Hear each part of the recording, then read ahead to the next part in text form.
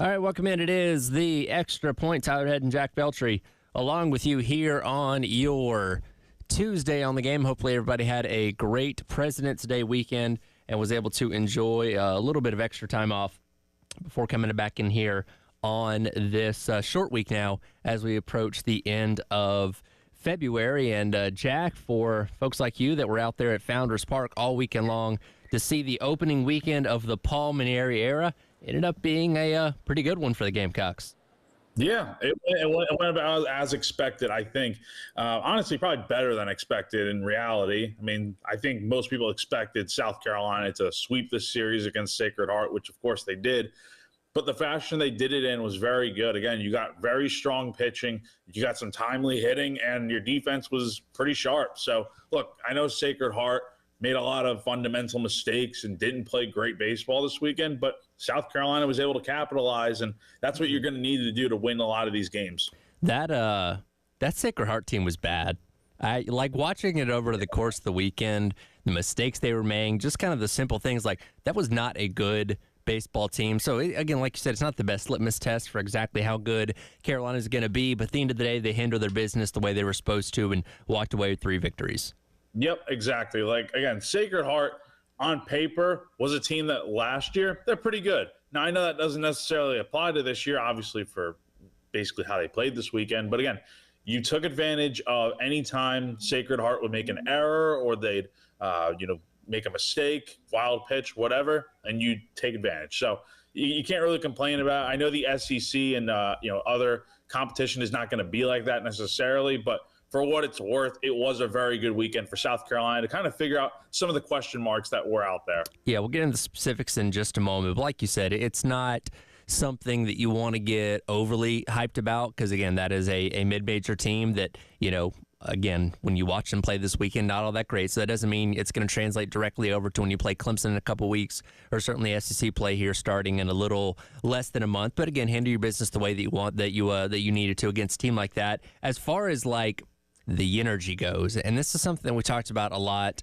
last year, there seemed to be a lot of lethargicness when it came to the crowds at Founders Park that was certainly showing up. There's almost kind of like this lack of belief in what the team was able to accomplish. How was the opening day crowd from your standpoint, or opening weekend crowd, from your standpoint out of Founders?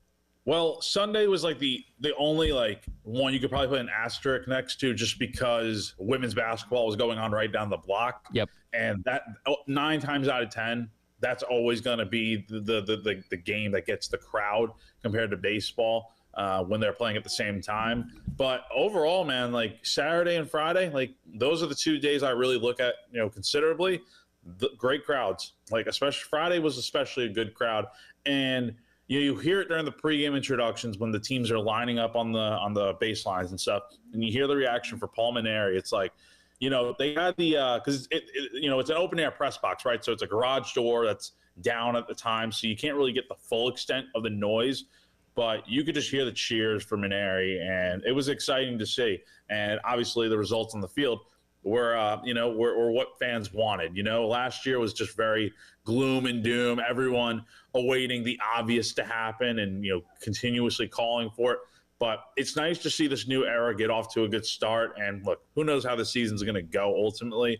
But for now, things are really good. And they're playing good baseball. I mean, say what you want, but they are playing good baseball, I think, at the end of the day. We'll get into some of the specifics of what happened over the weekend in just a moment. But it is 9 o'clock, and it's time for our Sandstorm Pick-Me-Up. Time to get hyped. Here's your 9 a.m. Sandstorm. Sponsored by George Sink Injury Lawyers. Just call all nines.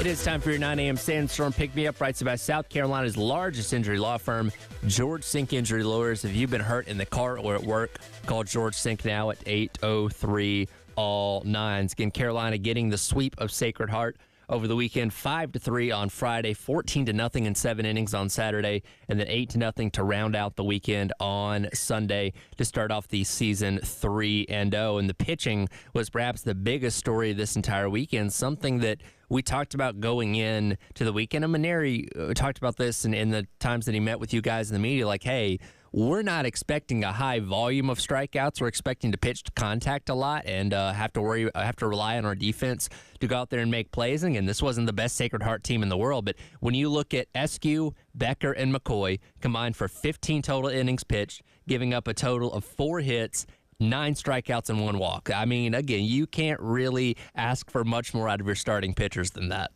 Or excuse me, 27 strikeouts.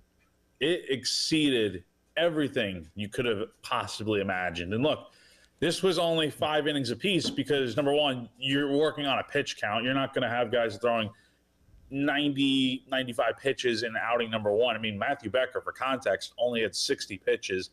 And Eskew, I believe, only had like 74, and McCoy had 78. So you're at least going to be able to get like 6, 7 good innings out of these guys in a regular weekend when they pitch like that. But, I mean, look, it was very reassuring to see just how high the strikeouts were, how low the walks were. And honestly, I mean, the ball wasn't put in play a ton, but when it was, the defense was making plays outside of 1 error. So, yeah, I think you got to be very satisfied with how this pitching staff did.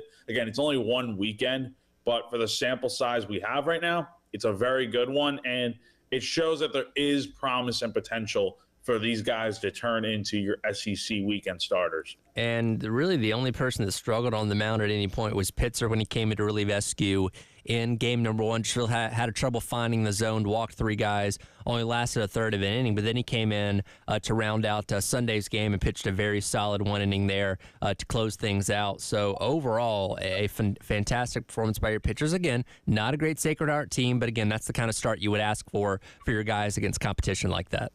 Yeah, no, most definitely. And with Pitzer, look, it's just 1 outing. Like, it's not the end of the world that he didn't pitch well on Friday. Like, it happens, right? But the good news for South Carolina is, they're going to be going to Pitzer a lot this season, especially as one of the later inning guys out of the bullpen. And it was nice to see that he was able to round out his weekend very efficiently, closing out that game in the 9th. But otherwise, man, I mean, look, the bullpen was just phenomenal. I mean, you got to see guys like Ryder Garino, Zach Russell, both freshmen making their college debuts. And, that could be a high-intensity moment for those guys. But they struck out 4 guys apiece in their outings. And then you have a guy like Brendan Sweeney come in and just shut things down the 9th on Friday. So, overall, you got to be feeling really good about where your pitching is at right now. Absolutely. On the offensive side of things, look, we knew Ethan Petrie obviously going to be in for another big season this year. And your number 3 for South Carolina started things off exactly as you would expect him to with the home run in game number 1. Ended up the weekend 3 of 8 with 4 RBIs and kind of right in line with what he expected with how we expect him to perform throughout the entire season.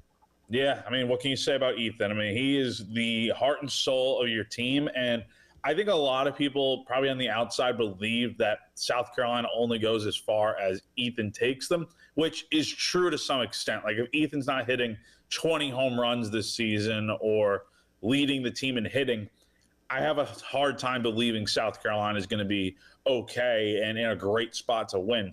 Doesn't mean the guys around him won't be able to step up and carry the load at some points in the year. That's definitely going to happen. Guys are going to go through slumps, including Ethan, but it's good to see that he's off to such a fast start, hitting that home run on Friday and setting the tone for the weekend. And, of course, having a overall solid weekend going 3 for 8. And look, we know what we have in Ethan Petrie. It's the other guys in the rest of the lineup outside of the ones that you have returning like Jones and LeCroy that you kind of wonder what their production was going to be. And the 2 guys that really stole the show for me this weekend, both the Clemson transfers and Nathan Hall and Nolan Naraki. Those guys Nathan Hall going 4 for 8 on the weekend, 4 RBIs. Nolan Naraki going 3 for 8 with 3 RBIs himself. These guys critical parts of the offense over the course of the weekend. And for a guy like Hall, who last season at Clemson got very little playing time, you really had to wonder what they were seeing about him, through the fall, through the preseason stuff, to warrant him being that leadoff guy. And he went out there and did a phenomenal job.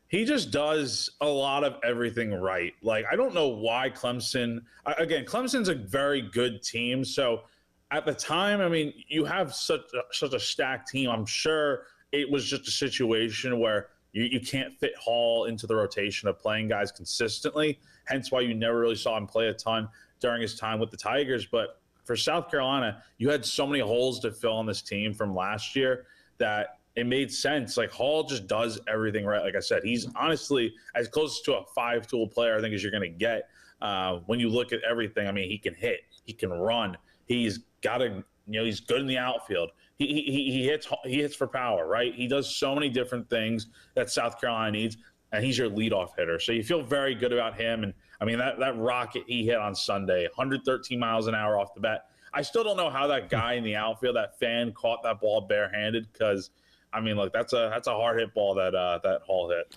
And again, Rocky on the other side as well, in kind of the middle of the lineup there, batting after Lee Croy. Very solid the weekend as well. A couple sac flies, and then hit a nice double off the left field wall in game number 2 himself. Yeah, and that's the thing with this team. You brought up the sac flies and stuff. That's something they've done very well so far this year. That's one thing I've noticed is that they hit very well when the situation asks for you to hit well, right? Like the sac flies and whatnot. And Nolan Naraki is definitely a perfect example of that with a few of those situations coming through this weekend. So I like him in the 6-7 spot in the order. He's about, what you want for that area, and he's been pretty good at second base outside of making an error that he should have probably gotten in front of on. Well, and that's something I noticed too, is just doing kind of the small things right over the course of the weekend, particularly on offense, and that's something that Mainieri has talked about leading up to the season, like, hey, want to play this small ball type of offense that, especially early in the year when it's still cold outside and the ball's not traveling as well, you have to do those things, sac flies, moving runners over, bunting, those kind of things really well to be able to produce runs. And again, for a weekend that featured, 27 runs, and only 4 of those runs came via home runs, and only 2 home runs in total over the weekend, I think they did a really good job, not only manufacturing runs, but taking advantage of opportunities that Sacred Heart gave them. Yeah, Paul's come out and said, he doesn't want this to be a small ball team necessarily. And he doesn't really love that South Carolina takes a ton of walks, which is going to happen considering Sacred Heart just couldn't hit the zone for most of the weekend. But I think if you're the Gamecocks, you'd be happy with how you're able to manufacture runs because, number one, that's stuff that won't go away. You're going to be able to continue to do that.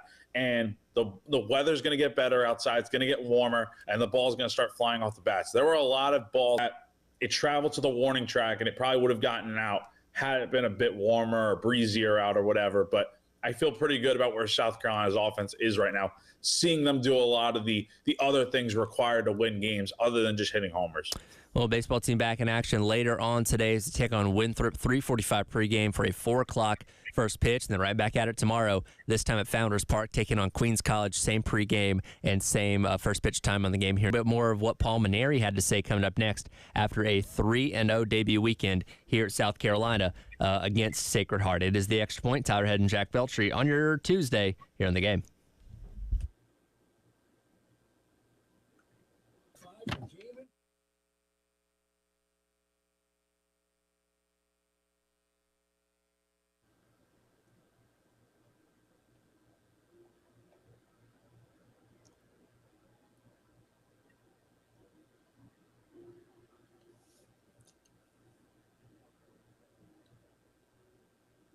When it comes to HVAC replacements, AAA Heating and Air is the go-to name in the Midlands. With guaranteed financing, no payments or interest for 12 months, and a 15-year parts and labor warranty, it's no wonder why they're the best in the business. But wait, there's more. Did you know AAA Heating and Air also offers incredible deals for repairs? If your system is broken and you're worried about the cost, they've got you covered. AAA offers up to 12-month payment plans with no credit check for all repairs. Yep, homeowners just need a valid bank account and you are all set. Don't sweat it. Call AAA Heating and Air today to take advantage of these amazing deals. Your comfort is just a call away.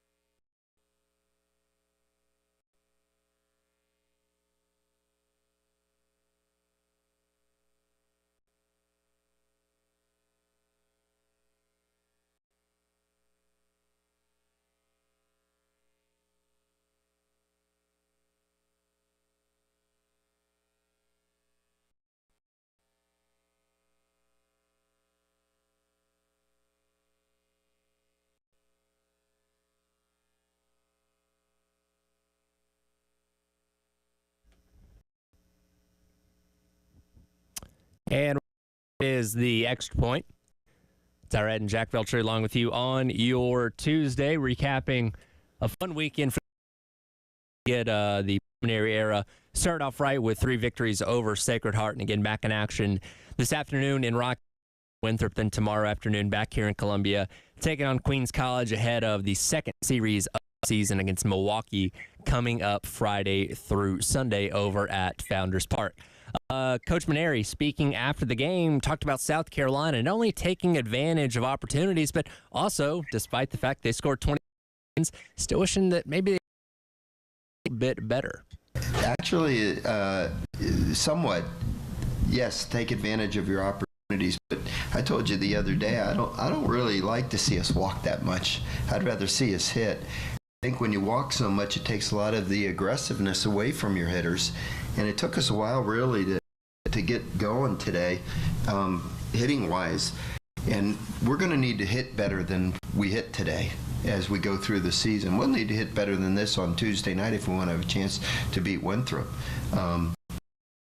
You know, we had a lot of pitches to hit, and we took a lot of strikes, and I wasn't really overly happy with the way we swung the bat today, quite frankly. But late in the game, I thought Blake Jackson gave us a corner, and then, of course, Nathan's home run broke it open for us. But, you know, overall, I wasn't really all that pleased with the way we swung the free passes. I think the game's more fun to watch, and it's more fun when you're hitting the ball and running the bases and doing those kinds of things. Get the crowd more into like that. But, you know, when the pitcher walks batters, you know, you're going to earn your walks, and then we got to have somebody that's ready to drive them home. But, you know, think we left the runners on base today, that we, you know, in situations where we had runners, you know, we should have had better at bats. But it's early in the year, and I've been doing this a lot of years, and this is very typical of offense early in the season. You know, you just kind of miss hit balls and, you know, a little bit decisive and that type of thing. But we're going to need to grow and get better. I can appreciate any coach outscoring your opponent a combined 27-3 over the course of a 3-game series says, yeah, but we could have been better. He's not, when you think about it, think about it this way. On Friday, you know, after Ethan Petrie hits that solo home run to begin the 3rd inning, Carolina didn't get another hit until Henry Kazmar hit the go-ahead RBI single in the 7th inning. So it's understandable from that standpoint. And also, you know, Saturday was probably the lone exception to this whole not being able to hit. Let's be real. Sacred Heart made so many mental mistakes in that Saturday game that kind of allowed South Carolina to just capitalize. And then Sunday, you didn't really get much run support for Jake McCoy until the 6th inning when you blew it open and it became a game. And then another inning led to 2 more runs. So he's not wrong from the standpoint of, yeah, the hitting needs to be a lot better. But at the same time, South Carolina is working with what they're given, which is Sacred Heart making a lot of mistakes, leading to more run opportunities, and then they've capitalized. So you can't complain from that standpoint necessarily, but you can complain about the fact that South Carolina wasn't hitting at certain points this weekend, that's for sure. Yeah, Sacred Heart, 8 combined errors over the course of 3 games of the weekend, which, again, when you're playing high-level teams, especially in SEC play coming up here in a couple weeks, you cannot expect that to happen. But, again, they capitalize off those opportunities over the course of the weekend, which is obviously what you ultimately end up needing to do. And as you come away from this, obviously the hitting part is one thing there. Anything else stick out to you on things you can kind of work on after seeing this team in action for 3 games? I mean, honestly, it's hard to say something in particular. I think it is just like hitting better in these certain situations that, you know, maybe you didn't hit consistently in over the weekend. The one thing I will say this team did very well is drawing the walks, which is something Maneri mentioned. And you also struck out like only 16 times this weekend, which, I mean, it's 6 strikeouts on Friday and then 5 on Saturday and Sunday. So that's very impressive right there. But you definitely want to hit more, you know, consistently, and you don't want to go long inning stretches without getting, you know, runs across on the board, because if this is an SEC weekend, pitching and defense is going to be a lot better. And that might be a situation where it's a 1 or 2 run game and you need a big hit and you're not able to get it. That's the difference between winning and losing right there. And one thing to point out as well, very aggressive on the base pass, attempted 9 stolen bases, converted 8 of those. Dalton Mayshore, the only one that got thrown out there. And look, that may have been a product of the fact that Sacred Heart's catcher, Stake, who that's a really cool name, but not very good behind the plate, just wasn't all that great. Or maybe that's kind of the MO of what this team's trying to be on the base path this year. Very, very aggressive, trying to get out there and steal bags. And for at least the first weekend, they're pretty successful at that. I think that is going to be the MO of this team this year, is taking extra bases when you can get them. And they have the guys to run consistently. Like, you have your Nathan Halls, your Nolan Narakis, even guys like KJ Scobie and Blake Jackson, and guys like that have all been pretty successful on the base paths. And that's what you're going to need this season. Like, you're not going to be this home run or strikeout team. I can probably tell you that even after this weekend, honestly, with them hitting 2 home runs. But I think this is going to be more the identity of this team, is not necessarily small ball, but doing a lot of the little things right to win games. Again, tonight taking on Winthrop, or this afternoon, 4 o'clock first pitch. Pre-game coverage starting at 3:45. Coach Mary did say that Jarvis Evans is going to get the start later on this afternoon. He, of course, transferring in from Georgia. When you look at his production and the stats he put up on Gamecock Central the other day, through the preseason scrimmages, 10 strikeouts, 5 walks, no home runs allowed in 10 innings pitched, with 6 earned runs on that regard. And again, he's a guy that's obviously pitched at the SEC level before. And here's the thing about these midweeks, especially early on in the season, is you're in a way kind of almost auditioning for roles later on in the year, right? Where if you can perform well enough in the midweek, you can find yourself in not necessarily the weekend rotation when it comes to starting, but coming out of the bullpen or something along those lines. That this is where you're really kind of trying things, I guess, in these midweeks early on in the season, right? Yeah, you're definitely trying to figure out what his role could look like later on in the year, because what your staff looks like right now is probably not going to look the same when you get to SEC play, because by then you'll have probably determined, okay, who is your real weekend rotation, who are your go-to bullpen arms. And just because Jarvis Evans is starting a midweek game right now does not mean he can't be one of your long relief guys or something on the weekend, or maybe a spot starter when you need him to. So it is kind of that opportunity to audition for stuff like that. I would expect, if it's anything like normal midweeks, I would expect Jarvis to probably go like 3-4 innings maybe, and then you kind of turn it over to the bullpen. Then again, we haven't really seen what Maneri's strategy is like in week or midweek games, where do you have a bunch of arms pitch, because you didn't throw everyone this weekend. And I think you definitely had the opportunity to get a lot of guys in there that maybe didn't get to pitch a ton this weekend, and let them get some innings over these next 2 days.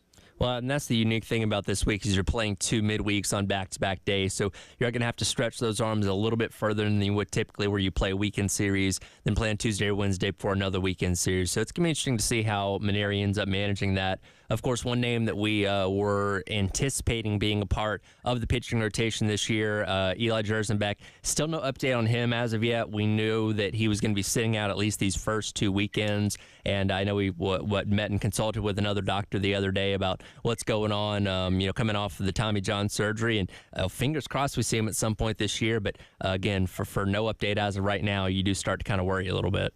Yeah, you definitely do.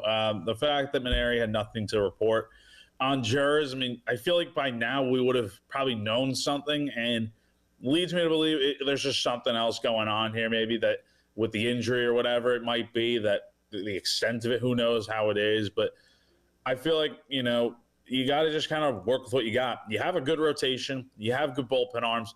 You would like to have Jers out there, but again, let's not forget, like, he didn't pitch, pretty, hard during the preseason. So we'll see what happens. You hope he gets better, but when he's out there, he's going to have to pitch better than he did in the preseason, kind of get back to that freshman year Jers before Tommy John. And again, for not only just the talent that we know he is from what we saw 2 years ago, you just feel for the guy, right? Because again, here's a guy that's been on the shelf for basically 2 years now, looked like he was going to be ready to come back, and then the injuries kind of reared their ugly head once again. And again, hopefully we see him at some point this year. Hopefully he can factor in to this rotation some kind of way, and we can see that same talented Eli Jersenbeck that we saw 2 seasons ago.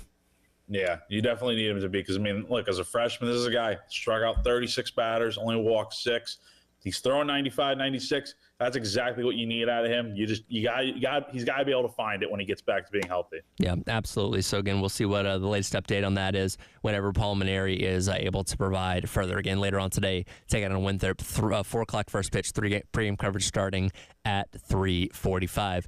Great weekend on the diamond for the Gamecocks, not only in baseball, but softball as well, as Asher Chastain's crew still undefeated up to this point, just a little over a week into the season. But on the hardwood, it was a little bit of a different story, and that culminated on Sunday with a very surprising loss over at Colonial Life Arena for the women, which we'll dive into coming up next. It is the Extra Point, Tyler Head and Jack Beltry, along with you on your Tuesday here on The Game.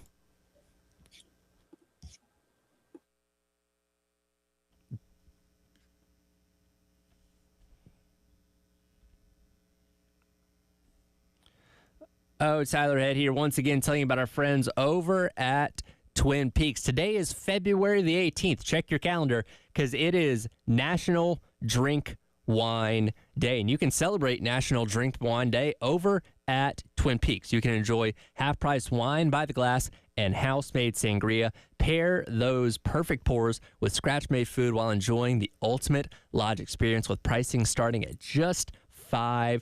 No better way to spend today than with our friends over at Twin Peaks, but there's never a bad time to be down there. Again, we are in the midst of so many great sports happening right now between baseball and hockey and basketball, especially with the tournaments coming up. Your ultimate destination to lock in and take in all the great sports content is with our friends over at Twin Peaks, with TVs as far as the eye can see, delicious food, and of course, those frosty 29-degree draft gears. Get down to Twin Peaks today.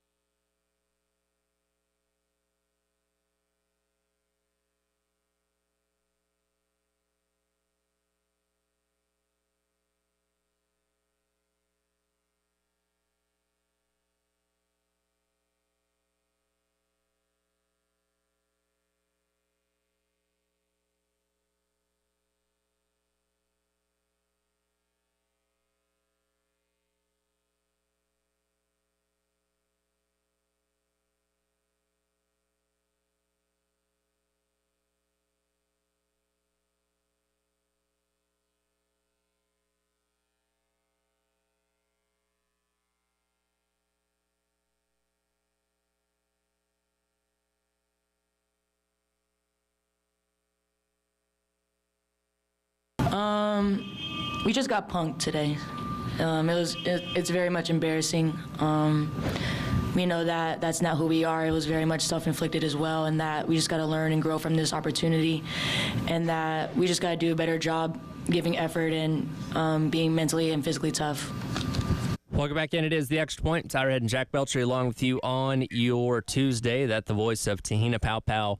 Talk about what happened on Sunday over at Colonial Life Arena as we get into our Who Did the Heavy Lifting, brought to you by our friends over at TEC Equipment Rental. Well, the UConn Huskies came in and did plenty of heavy lifting against the Gamecocks, the tune of an 87-58 dominant performance, ending South Carolina's long home winning streak dating back to 2020 against NC State, and handing them a loss that I think had the collective public, not only here in South Carolina, but across all of women's basketball, standing there with a really shocked look on their face, because it's rare to do this to South Carolina in general. It's even rare to do it in Colonial Life Arena. Yeah, I mean, look, I was at baseball weekend, but just hearing the score and reading it, like by halftime, like hearing it, like there's South Carolina's down by like 20 plus points. It's like how, like when does this ever happen? Like when does South Carolina ever, as Pau put it, punked? Like when do they ever get beat this bad? And to see them lose 87-58, I mean, that's just like, it's kind of earth shattering, isn't it? Like in the women's college basketball world, like that's stuff that does not happen to South Carolina. But at the same time, like people have talked about, like, you know, is it like a moment of South Carolina being humbled? Is it a reality check? I don't know what it is, because it's just like, you know, South Carolina just doesn't get beat like that. They lose games every now and then, rarely, honestly.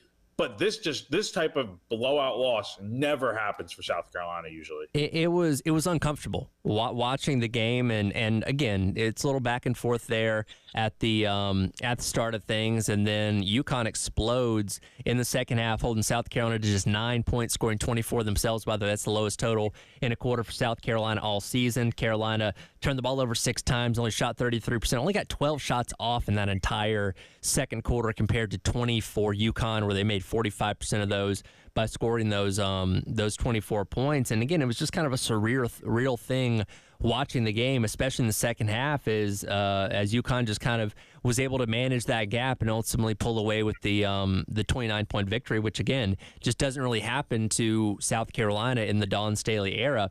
And look, all streaks come to an end at some point, but to see the 3 major streaks that South Carolina had all come to an end, and 2 of those essentially back-to-back. Of course, you had the long just winning streak in general that went by the wayside when you lost to UCLA. Okay, that happens.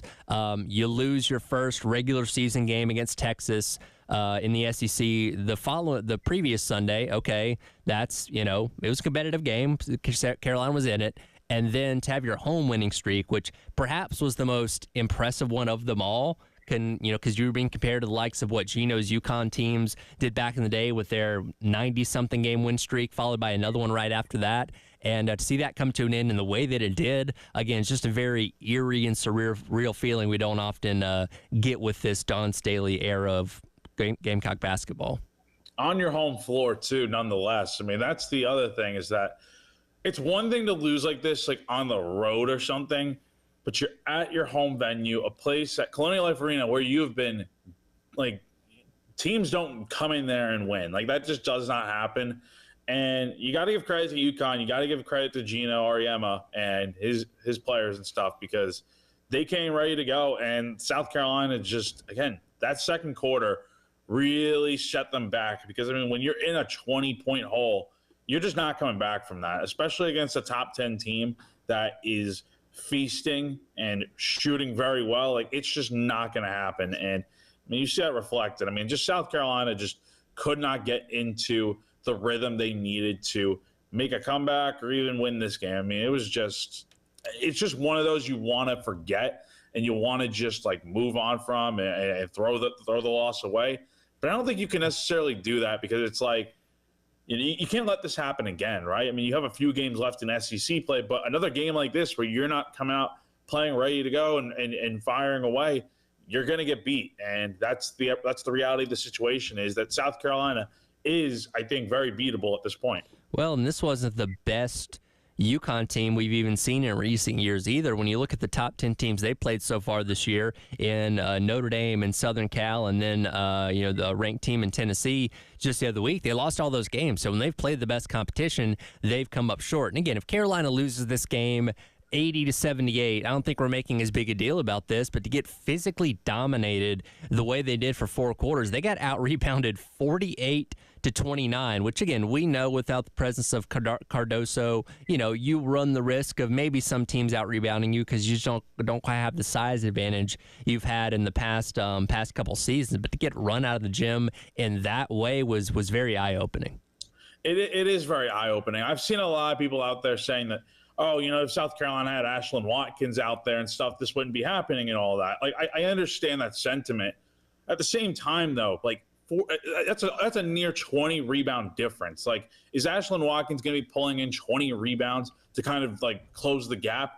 I mean, maybe, but at the same time, it's South Carolina, we knew going into the year this was going to be an issue in that you don't have Cardoso anymore. You don't have that steady force in the paint necessarily to rely on to grab all these rebounds, to create second opportunities.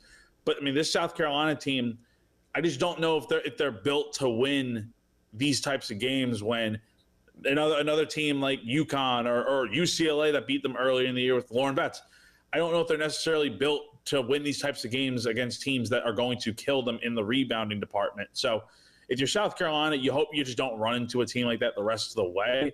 But if you do, you got to come up with a different game plan to try and win, because what's going on right now just isn't working. Well, and the more concerning thing, and the rebounds are obviously a problem, is the fact that South Carolina only had 7 assists on 23 made baskets. And one thing that Carolina does really well is moving the ball around. By the way, 7 assists is the fewest in a game they've had since they beat Ole Miss back in January of 2022. So very rarefied air for Carolina to not be able to move the ball around. And Coach Staley talked about it after the game. They just weren't taking good shots, weren't picking their shots correctly. Just an all-around mess of a game, very uncharacteristic to what we expect from this team.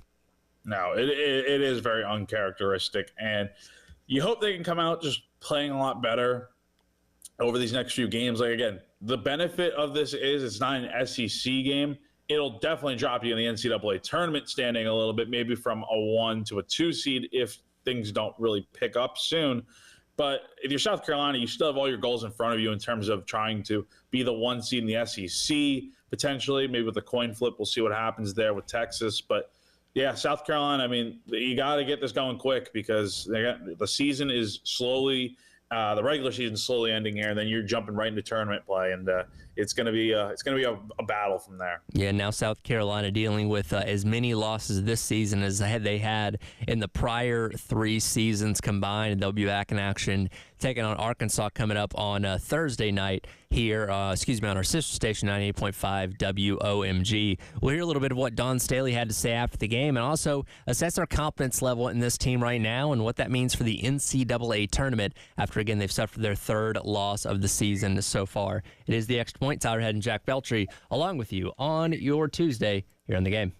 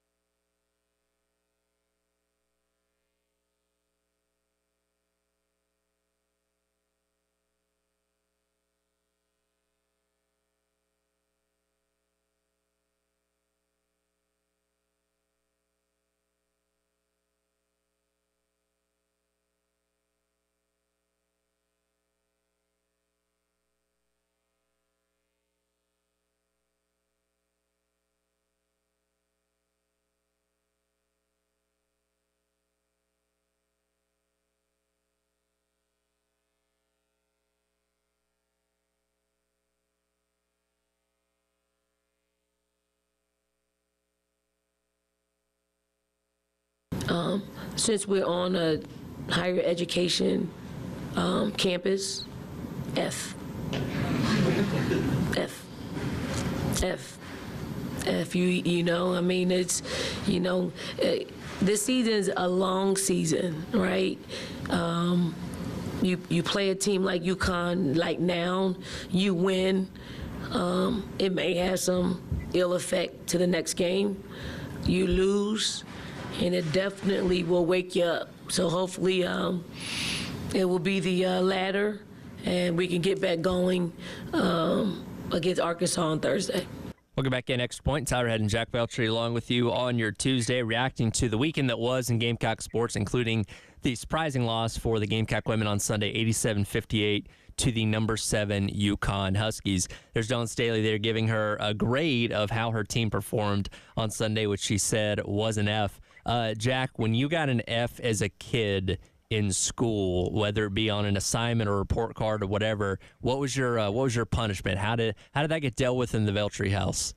Yeah, very disappointing. And yeah, you know, no TV or whatever for like a week. It was like, yeah, stuff like that, you know. And I don't know what the punishment is going to be here necessarily. I don't want to be, I would not want to be a player right now after being a part of a 29-point blowout and being questioned for effort, because it's one thing to lose, but when, you know, the effort is just not there and you get an F from your head coach, that's not good necessarily. There was nothing worse to me. And look, I was a good student. I made A's and B's, but, you know, occasionally have that assignment you didn't do well on, or just had a bad day with it or whatever. And in elementary school, we had Friday folders, which was all of your work from the previous week graded in a folder that your parents had to sign every piece off of to return the next Monday. So you couldn't slide anything past them. And, you know, you could have 10 A's in there, but there's that one F or that one bad grade that you kind of like bury at the very bottom,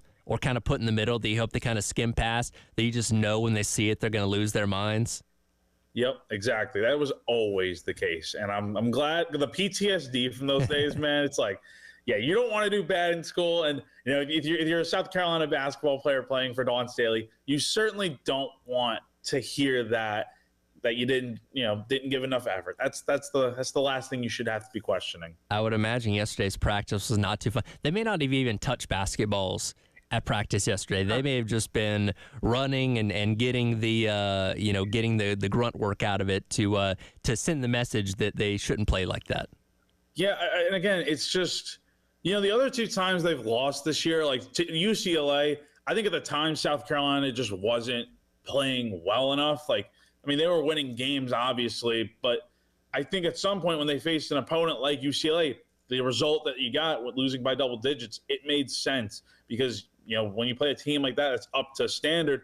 They'll have a chance to pounce on your mistakes. And then you see Texas beat you in Austin, and that's a team you beat earlier in the year.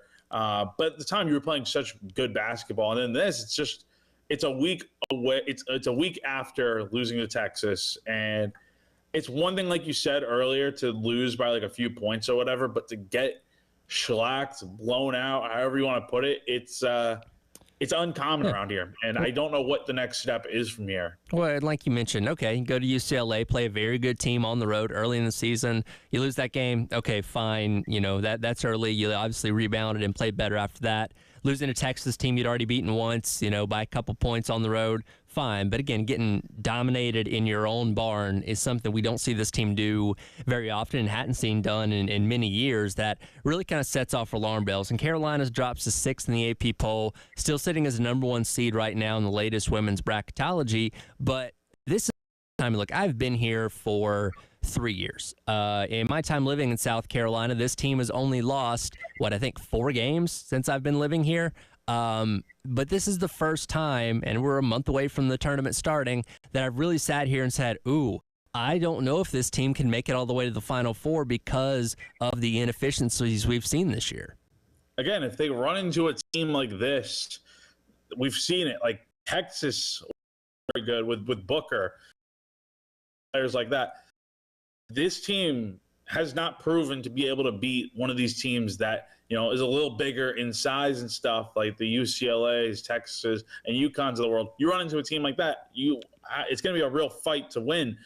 But I think South Carolina is still very much capable. I mean, they've only lost 3 games this year. They've handled business every other time. But again, the tournament, you never know what can happen, and it's definitely not as clear of a path to get there. It's a little bit more murky than we've ever really seen it before, I think. Yeah, and look, we know this team has the ability to rebound, and they've done this several times so far this year. But again, I think it's the first time that a lot of us have had any kind of serious doubts about what this team is capable of when it's all said and done, because they've shown too many inefficiencies. And look, when you look at the rest of the conference schedule, Arkansas, Vanderbilt, Ole Miss, all unranked teams, you're going to close out the regular season at home against number 14 Kentucky. Okay, that may be kind of your last challenge there. We'll see what happens in the SEC tournament, but again, unless they go out there and just start dominating everyone like they did Florida the other night, I think you're going to go into the tournament for the first time in a very long time with a little more shred of doubt in the back of your mind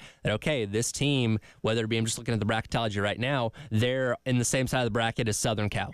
You know what I mean? So if they ran into Southern Cal in an Elite Eight situation, you'd be like, yeah, I could see a path where they probably lose this game.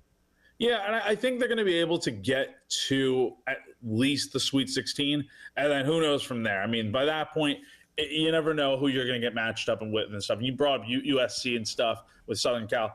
You never know. I mean, that could be a game that you easily drop. But I think for South Carolina, this is a nice little stretch of games here before playing Kentucky to kind of get yourself right. You imagine they're going to be able to win these games, no problem. And then we'll see what happens with the Kentucky. And if you beat them, it's at home too, which is nice. You take that momentum into the SEC tournament, and maybe you go on a nice little run and win the whole conference tournament. That would really set you up well going into March Madness. But again, it's like you just don't know. I mean, these random slip-ups that have happened here, and to get beat like this, it's you're at your lowest point right now in terms of vulnerability. You just really hope this team comes out and responds the right way with Arkansas on Thursday. How thrilled do you think Gino was to get this win? They'd lost 5 out of the last 6. South Carolina, of course. Carolina has kind of taken over as the dynasty of women's college basketball, and Gino, who again has been at the helm for a very long time, could not get the best of Dawn Staley these past couple of years and was finally able to do it on Sunday.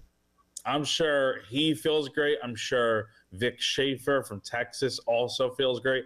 Again, South Carolina has been the standard of women's basketball the last few years, and Dawn has won so many games by this point. But you're going to drop games eventually, and I'm sure for coaches like this that have had their share of success, it's probably a nice feeling deep down to get one over the South Carolina, the mighty South Carolina Gamecocks women's basketball team. Well, and we get to the last minute here. The men's team did play on Saturday. They lost again to Florida. They're now 0-12 in conference play, and, well, I really don't think there's much more to say about that. Nope. Play LSU tonight, 9 o'clock. I mean, that's just the, I don't know. We'll see what happens, man. I got nothing on this team. Just 0-12 is 0-12. It's probably their best chance to win, if we're being honest, though it is on the road, and that could end up going sideways. But, yeah, good first half, awful second half, and kind of the same thing that we've seen over and over again. Yep, and LSU just beat Oklahoma, so it's not as easy as it may look. But, hey, who knows? We'll see. Maybe this is the night. Only a few more weeks, and that season will be done, and we can turn our attention fully to the women, and hopefully baseball gives us plenty of things to smile about this spring. Yep, most definitely. Looking forward to it. Coming up next, it's going to be the Gamecock Club Hour presented by Krantz Cooling and Heating. Judge Collier sitting down with Chris Clark. That's coming up next here on your Tuesday. It's been the Extra Point. It's our Ed and Jack Belcher here on the game. Awesome.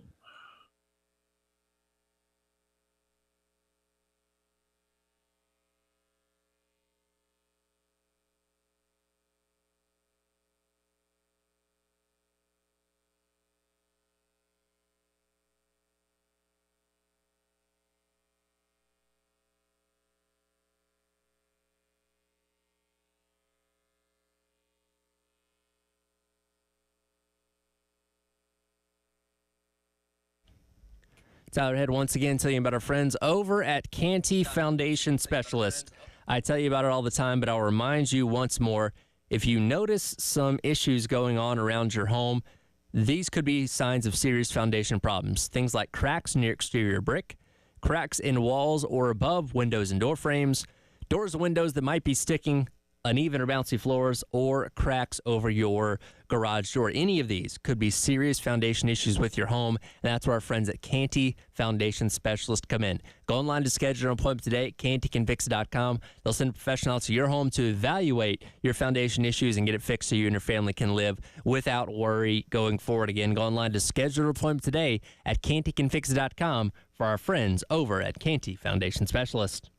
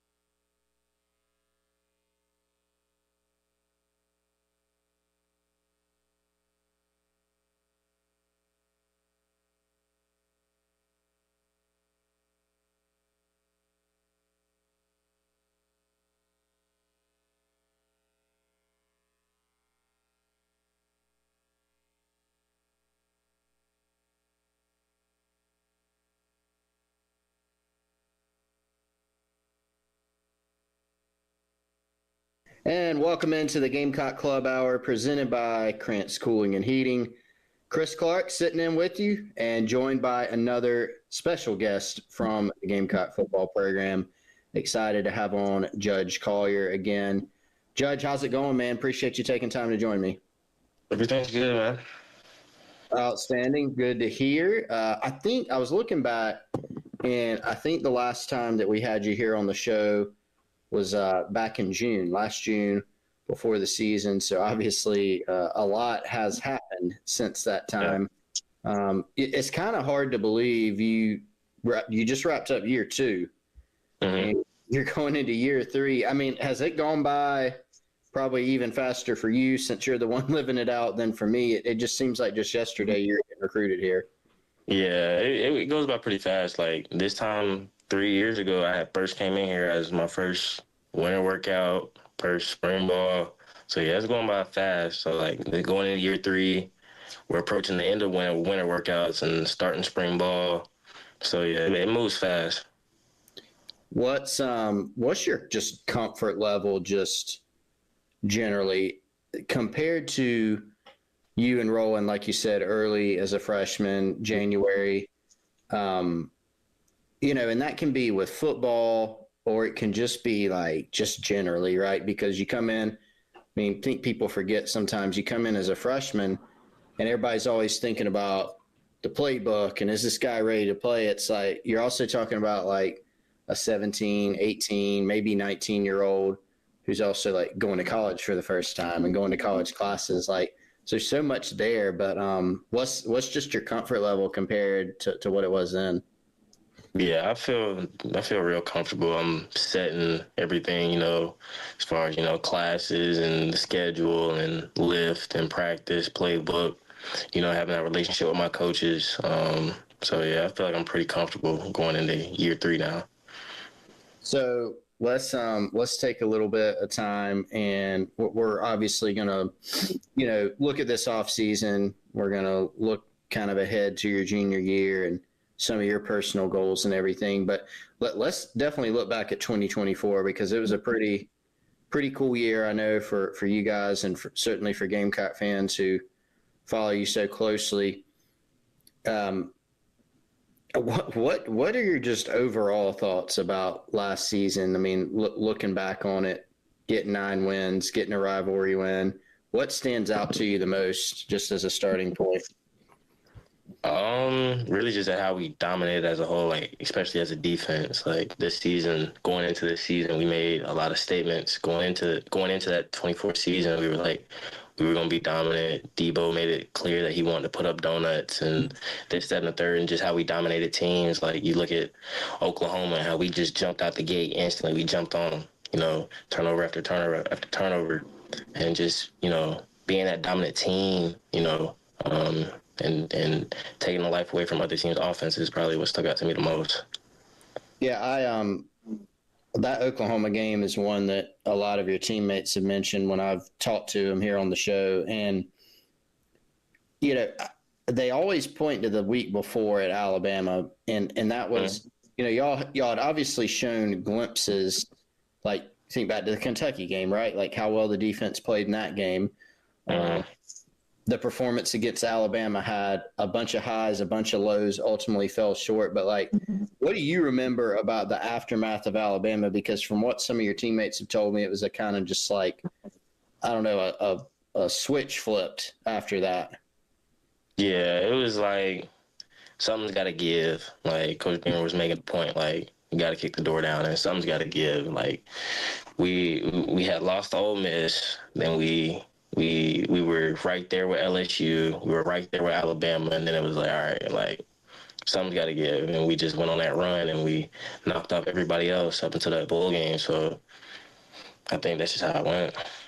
What was it about the defense that made you guys at times so dominant, right? Because you had been, you were obviously a freshman on the 2023 defense, but you played a lot. But if you look at, the statistical production, the results, just all of that, right? There was such a big leap from 2023 to 2024. What do you attribute that to? Like what stands out? I'd probably say the guys that we had coming back from that 23 season so that they were older. So the 23 season, Nick and DQ came back. That was their junior year. They were older. Then we got guys at the portal like Kyle and D-Knight and just their leadership and how, they're coming from other schools and other programs, but they are older guys. So their leadership and what they brought to the table, and then just everybody being a year older as well. Me, Jalen, that front that we have, and then, with the addition of Dylan Stewart too. So, I think it all just went hand in hand and it just merged well. Well, and that's something I'm glad you brought that up, like just the veteran presence on that team. And, you know, you're coming back. Several others are coming back, right, defensively. But there are a lot of guys that were older that are, you know, were seniors or fifth-year seniors like D-Knight, like Kyle, Debo, D-Knight, et cetera. I mean, how hard do you think that's going to be to replace just not only just them as players, right, but the leadership that those guys brought? Yeah, I mean, a lot of that. There's only one Debo, so I mean, to find another Debo, that's one in a million. But you know, the guys that were here last year, seeing how those guys led, and then you know, picking up where they left off. You know, I think we have the guys to do that. So I think, you know, the young guys will step up. The guys who are, you know, not young but not old, you know what I'm saying? They'll find their role and they'll become, you know, that leader, that voice of the team. Do you think that Coach Gray, Coach White, Coach Beamer, Coach Day in the weight room and during, you know, off-season workouts and conditioning, do you get a sense that they're looking at you a little bit more of, hey, you're a junior Judge, like it's your time to do a little bit more leading as well?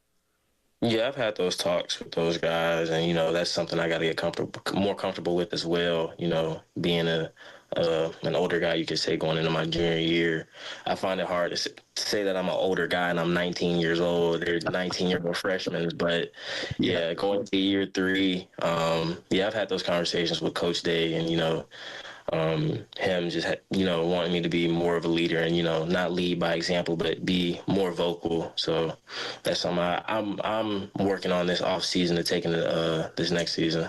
So when you got to USC, you were still 17 years old. Mm-hmm. You played in a game when you were 17, or were you 18 at that point?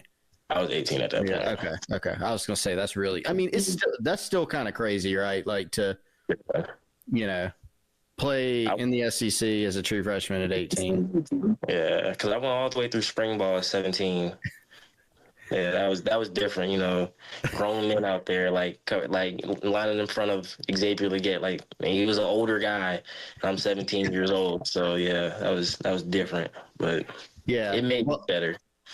Well, no doubt, yeah, and that's, you know, you look at D-Knight, Kyle, like these are guys that like are dads, like they're, you know, however, like, they got kids. Yeah. It's just different. Like it's grown men for sure. Well, you opened up a little bit on the off season, right? So tell us, and we'll probably go even more deep into this after we take a quick break here shortly. But what are y'all doing right now, just from like a schedule standpoint? Just following the schedule that, you know, Coach Beamer and Coach Day have implemented for us. So right now it's just, you know, lift, and then we'll do like some football stuff on Fridays, and then, you know, just repeat that schedule, you know, taking care of our bodies, making sure that we're recovering and doing all that. But, you know, just sticking to the schedule that they have planned for us. What, when you kind of think about this off season, you know, going into year 3, hard to believe, but what are some things that you, maybe not on the field, we'll get there, but just during your preparation in the off season, what are some things that you're really, really focused on, whether it's something you decided or just talking with Coach Day, your position coach, Coach Gray, what are some things you're really honing in on this off season? You know, with Coach Gray, you know, at the end of every year, we'll have those exit meetings, and, you know, with him, I stressed to him and he stressed to me that, you know, I want to improve, you know, football IQ going into next season. That's one of my biggest things. Improve football IQ, know the game. And when you know the game and you know what's coming, it makes the game a whole lot easier. So you get the ability to make more plays. You feel more comfortable. So just improving that, you know, through spring ball, through the summer and through camp as well, all the way up until we're playing Virginia Tech. No doubt. All right, we're going to take a quick time out here on the other side. Going to get more into actually going to look back at last season a little bit more, talk about the big win over Clemson, and then talk about the future with Judge Collier here from Gamecock Football. course, you're listening to the Gamecock Club Hour here on The Game, presented by Krantz Cooling and Heating. Take a quick time out. Be right back.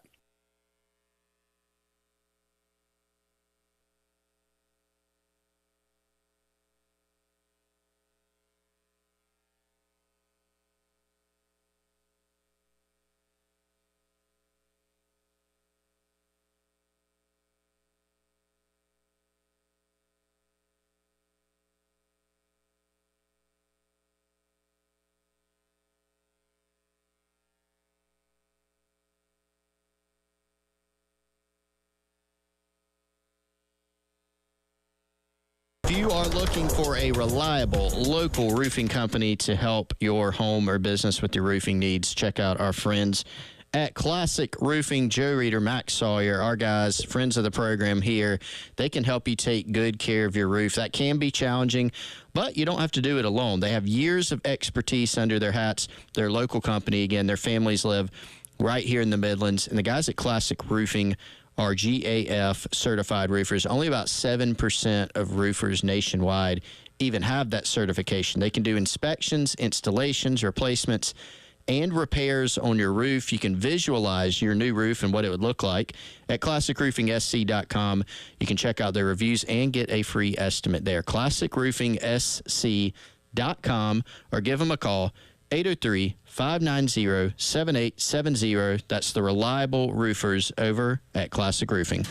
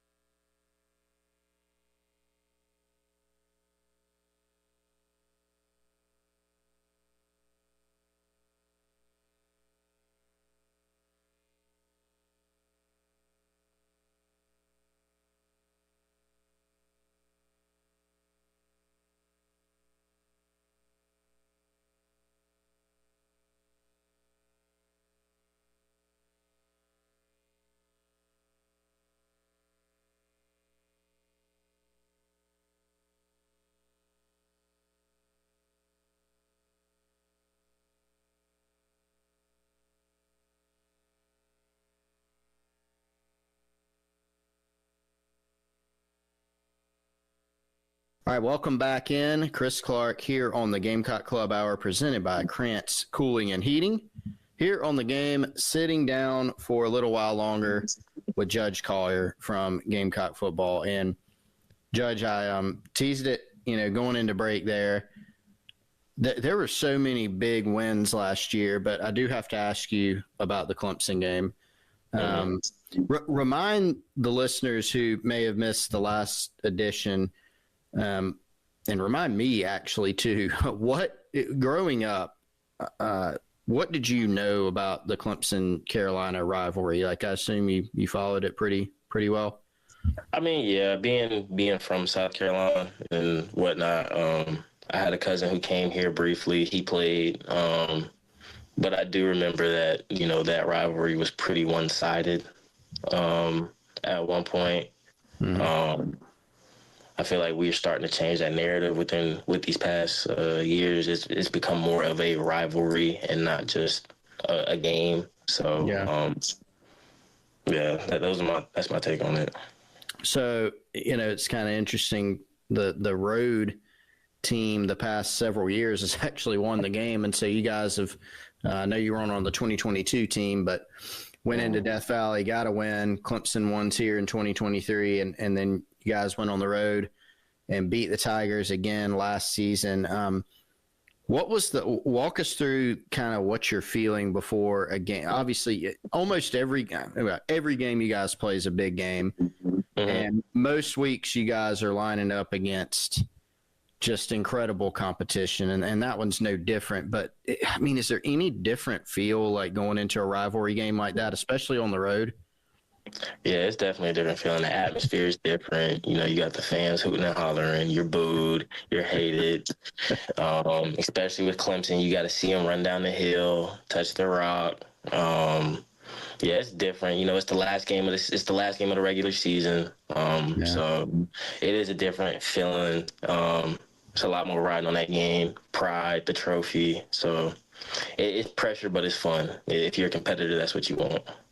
Well, and to look back at that game, what do you see? What did you see from your play individually? And I want to get to a bunch of other things in the game too. But Clemson took some deep shots there. They obviously got there was some good matchups there. Like, they had a couple really good freshman receivers. Obviously, you guys, including yourself, have some outstanding defensive backs. So some really good battles there. But, like, what did you see looking back at that game, or what do you even just remember from it from a matchup standpoint? Personally? Yeah. Yeah. They got some good receivers. They got some talented receivers. They take shots down the field. There's some plays that, I wish I had back, but, it is what it is. The game's over with. And ultimately we got the win. But those are some talented guys. But, we look forward to seeing them at the end of the season, every season. Yeah. Tell me where you were or what was going through your head when Lenoris Sellers, he had so many, he have 166, I think, yards on the ground. Mm-hmm. And just had a couple huge touchdowns. I mean, especially the last one, 3rd and 16. Did you see those live? Like, what are you thinking at that time? Yeah, like you see them. So, like, it's 3rd and 16. The stadium's thumping. And it's like, all right, this is the game right here. Like, win or go home right here. And Lenoris just put the team on his back. Drop back. He doesn't see anything. He steps up and he does what he does best. He's an athlete, so makes a couple guys miss and he finds his way in the end zone. So, shouts out to him. He put the team on his back. And then D-Knight, he called game, but Lenoris definitely put the team on his back on that one for sure. What are you thinking on that? And I think there was a video clip even of this, and Coach Beamer has talked about it publicly, where you guys, after that Lenoris score was obviously incredible, and you go up and everybody's feeling pretty good, but then Clemson gets the ball back, right? It's what you just mentioned. D-Knight ends up getting the pick. And it's probably at the time was not funny, but kind of funny now, where Beamer calls everybody over, especially the older guys on defense. Hey, this is why you guys came back. And then it's like, well, they kind of just like went up and down the field. So like, what's going through your mind there? Because they pretty quickly get in field goal range, and then you're thinking, okay, field goal at a minimum, touchdown wins them the game. What's the mindset there? Yeah, so they're going down the field, and we just it's starting to be like, all right, somebody either got to step up, make a play, or this isn't gonna go how we want it to. And, D-Knight, he called game. I mean, right place, right time, found the ball, and that was the game. I feel like in those moments you got to stay poised, and I feel like that's what he did. He stayed calm. He did what he was supposed to do, and he got the ball back. Absolutely. Yeah. Huge win there, of course, over the Tigers. Judge, how do you think that you grew from, just year one to year two? We talked earlier about how much more comfortable you felt, from freshman year as an early enrollee to now. But like, how have you seen your actual game grow when you go back and look at your practice stuff, your game film? Like, what stands out to you there? Confidence stands out the most. Like, you can just tell Coach Gray is big on body language, and you can just tell in the body language and the confidence. And I was definitely more confident going into year two. What was it, ODU, I went out there, I was a starter, and then week after week I was still a starter, and I was still playing, and I was making these plays. And when you have success, you find confidence, and I was having success, and I was finding confidence, and trusting in everything that Coach Gray taught me and Coach White allowed me to do that. Why do you think Coach Gray is such a great defensive backs coach? Because we always talk about, me and Wes, my colleagues, like here on the show, we always talk about like he's got a track record, like go check his resume, right? But he's also like, he just seems to have a knack with young players too, right? Of like getting those guys ready, and kind of has an eye for talent. Like, what makes him so good? And then what makes him so good with young players specifically?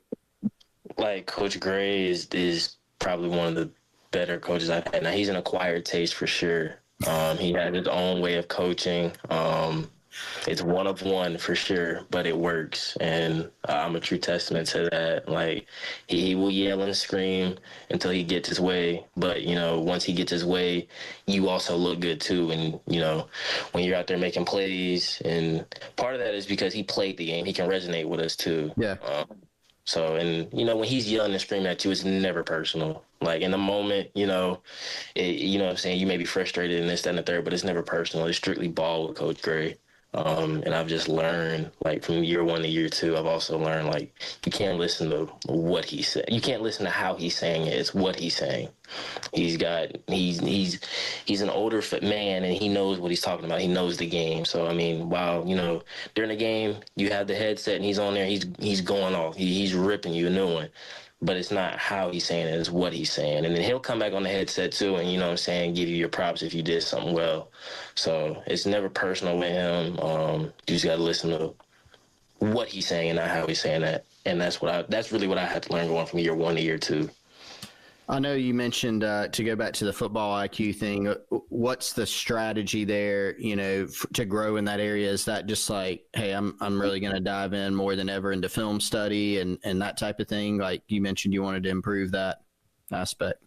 Yeah. A lot of that goes with, film study, meeting with him extra one-on-ones, or meeting him as a group, us corners, nickels as well. So, film study is a big one. And then also going over, like, I know this past season I had one of our GAs, I had him make me a cut-up of all my mess-ups from this past season, whether the ball was thrown or not. If I was beat or not, I had him, make me a cut-up of the reps that I lost this past season and going over those. And when you watch those, you tend to find a pattern. And when you find that pattern, it can be fixed. So just watching that and building on that going into year three. I want to give you an opportunity to, talk about some of the guys who are going to be your teammates, this coming season again. And, or I actually want to ask you about a couple of new guys. You got some new DBs coming in from the transfer portal route with Miles Norwood and Brandon Cisse. What have you just seen? Like, I know you guys aren't in spring practice, obviously, so you're not out there padded up doing football stuff like from that standpoint. But what have you seen from them so far?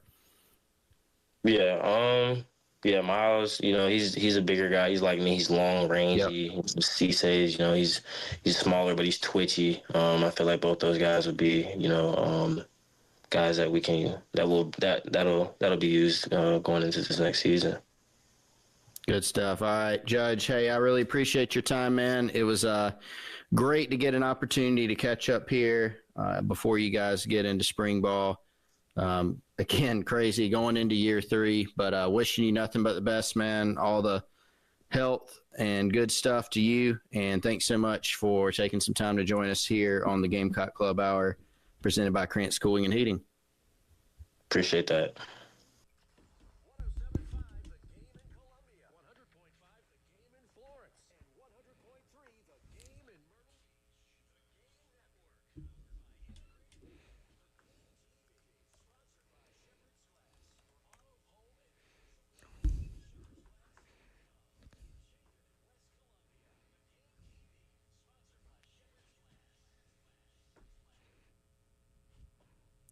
Looking for a local, reliable HVAC service?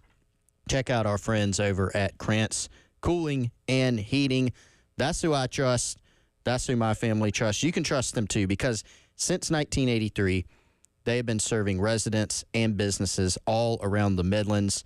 Shout out to my guy, Justin Krantz, the general manager over there at Krantz Cooling and Heating. If you want more information on what they can do for you, KrantzCooling.com. That's KRANTZK, KrantzCooling.com. Or you can give them a call, 803-672-3224, whether it's their customer success team, customer service team, their technicians. The entire team at Krantz does an incredible job. AC, heating, indoor air quality, maintenance, repair, installation. They can do it all for you. You can trust them. I've sent them to my mom's house in Irmo as well. 803-672-3224, KrantzCooling.com.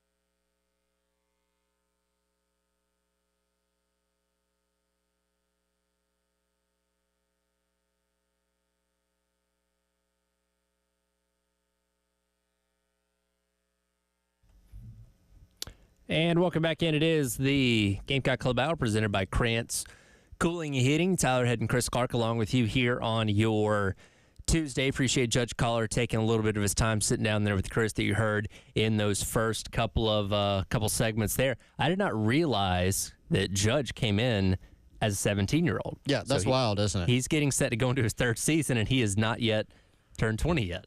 Yeah, I was going to be blown away if he actually had played a snap of SEC football. Of course, by that point, he was 18. But, yeah, I mean, imagine that, right? 17 years old, getting to college, early enrollee. So you're already skipping a semester, basically. You're getting out of high school a semester early, and then you're 17 and you're on campus going through spring practice for an SEC football team. I mean, kind of wild, right? Yeah. And, playing it, they didn't have Kennard and Demetrius Knight that year, but, a lot of you're playing with guys who are, 21, 22 years old, grown men. And so, and you're he's a kid at that point, So credit to him, though. Again, by the time the season rolls around, yeah, he's 18 years old, but comes in year one as a freshman and did not have the accolades of some guys that were in that same class, that same DB class, the 2023 recruiting cycle, multiple, 4-star type guys. And Judge was more of an under-the-radar type prospect, one of those Torian Gray special, as we call it, type guys where Torian's like, I like that guy. And plays in year one as a true freshman. Impressive stuff. And I go back to prior to the 2023 season when he was a freshman. You and Wes were pretty high on him going into that year and what you guys had seen out of him through camps and through things like that. What was it that stood out to you guys about him prior to ever actually playing here at Carolina? Well, I think the first thing when you look at Judge is just the body type, the length, and I think that's what Torian Gray probably liked about him too.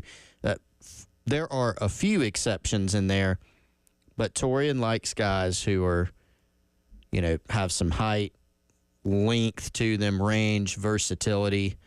And you look at Judge, he's got long arms, he's tall, but he's got corner, coverage ability. And that's what really stood out, right? Is he going to go, run a 4.3 one day at the NFL Combine? I don't think so. But he's got that length, that coverage ability, and just some natural talent in there. So that's really what it was. And, he was a guy that by the time the season rolled around, I'll admit, there were some things certainly that we liked about him. I did not anticipate him playing that much in year one, going and playing plenty as a true freshman. And he did it. And so I think that's just a testament to him and, testament to the staff and Torian Gray. Torian's been, we touched on it there with Judge a little bit. He has a great track record, whether it's with, just in development, right? At multiple schools, developing guys at multiple positions in the secondary, veteran guys, former walk-ons like Jalen Foster here. But he's also, pretty darn good with young players. Judge is one example, right? But you've also got, Nicky, DQ Smith. Like, he can get guys ready to play pretty quickly. And then those guys just tend to get better and develop throughout their career. And, of course, Judge going into his third year, we talk so much about how much turnover there's going to be on the defense this upcoming year. Secondary is the one area that I'd say overall you feel the best about compared to the first two levels of the defense, because you have Judge coming back likely at one of the corner spots. You have what we assume is going to be DQ Smith and Jalen Kilgore playing the safety spot, and we'll see between Brandon Ceaseway, Miles Norwood, and whoever else can occupy that other cornerback spot. But a lot of veteran experience in the secondary that you can't quite say the same for the other levels of the defense on the defensive line, linebackers, some guys that have been around for a long time, but guys that have not played quite as many snaps as what you're going to see on the back end. Yeah, I think that's been another thing. You look at Torian Gray, he's typically had that kind of that next group up. When he loses a guy or two in the secondary, he seemed to have a guy ready. It was Marcellus Dial one year. It was O.D. Fortune. O.D. was stepping up into his biggest role this past season, which he did, and he's going to be an NFL guy. Definitely don't want to gloss over losing OD because that's he had a tremendous year and is a really good player, and I think is going to be drafted and be a pro. But this is a year where, Nick E, again, that's another one. But you do get some guys back, and the guys that you mentioned, plus some others, Tyler, and a couple transfers. There will be some, I think there's going to be great competition there this offseason. It's kind of interesting group because you've got, probably a couple spots that are set, but you also have kind of some questions in there of who's going to hold down this one spot. What's the backup situation look like? What's the best five? Where's Jalen Kilgore fit in? Is he a nickel? Is he a safety? And I think they'll figure all that out really in earnest starting in spring ball. But that does give you some, I think some good feelings if you're Gamecock fans because, you're losing two pros in Nick Emanwari and OD, but you also have some guys back, who have played a good bit of football, Judge Collier being one of them. One thing that I thought it was interesting that he touched on, you asked him about this, that we haven't talked about quite as much in this offseason with how much turnover we know is going to be on defense, is the leadership aspect. Because when you look at what you had this past year, ton of leaders in there, and Debo Williams maybe perhaps the biggest vocal leader as he touched on. And now that you lose all those guys, again, you have Kilgore, you have DQ Smith, you have Collier, guys that have been around for a while. Nick Barrett's been on this team for several years, but that doesn't necessarily mean just because you've been around, you're going to be that same type of leader. Some guys aren't as comfortable in that kind of role, and it's not the end-all be-all of why your defense is successful, but when you can have those veteran vocal leaders to kind of guide the other guys, I think it does go a long way, and that's something else that has to be answered in the offseason of, okay, who's going to fill those roles now that these other guys like Tonka and like Debo and so on and so forth have Boogie have moved on. Yeah, I was going to say, we need to add Tonka and Boogie to that list, so it's good that you did that. I mean, the permanent captains for the 2024 team, which, are kind of revealed at the end of the season, actually. Nicky, Boogie, D. Knight, Lenore Sellers, Torricelli Simpkins III, and Debo Williams. Lenore's is the only one of those coming back, Yep. And that's not atypical. You're going to have captains that are seniors and fifth-year seniors. That makes sense. But you look at that list, you're like, wow, they're losing some serious guys, and those are not the only ones they're losing, out of that group. I mean, Tonka's not in there. Tonka is, just a beloved guy in the football program because of not only the type of player he is, but the type of guy he is and his unselfishness and his leadership ability. I mean, you are losing a lot there, a lot of talent, a lot of experience, and I think a lot of leadership. And that's the part. It's easy to say, wow, they're losing talent. It's easy to say, oh, look how many, how much production as a percentage they're losing. Look at the statistics, whether it was Kyle Kennard's pass rushing and his sacks or the amount of tackles you're losing and the amount of snaps that O.D. Fortune's taken during his career. Those are easy to look at and understand the impact, but I think the leadership part kind of gets lost. I mean, that was one of the things that was really so special about this team this past season. Like, it was all those things. They were an older veteran team. Yes, they were very talented on defense, which is going to, especially on defense, which is going to bear out in the draft, where they might break the South Carolina draft record or have a chance to. But just the leadership part, right? Being able to take a team, and this has been one of Shane Beamer's strengths, had some adversity early in the season where multiple games seemed just in grasp and you can't quite, and then they flip that switch after the Bama game and go on that run. You can't do that without a bunch of really good leaders. And so we know next year they're going to face adversity, a lot of it because of the schedule that they play on a yearly basis. How will they respond? And if I had to venture a guess, Tyler, I think that's probably something that Shane Beamer and his staff's, thinking about a lot this offseason. Okay, we lose all these guys. We're not just sitting here talking about schematically and from a personnel standpoint, how are we going to replace them?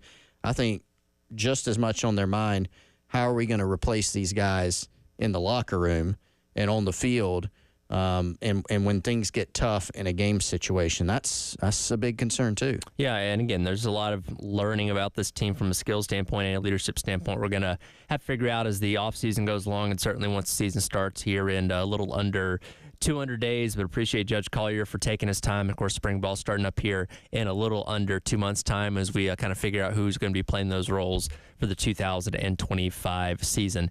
We'll come back and we'll wrap up today's edition of the Gamecock Club Hour presented by Krantz Cooling and Heating. A writer covering another team in the SEC may be pointing out where the men's basketball team stands from an NIL standpoint. We'll hit that coming up next. It is the Gamecock Club Hour presented by Krantz Cooling and Heating. Tyler and Chris on your Tuesday here on The Game.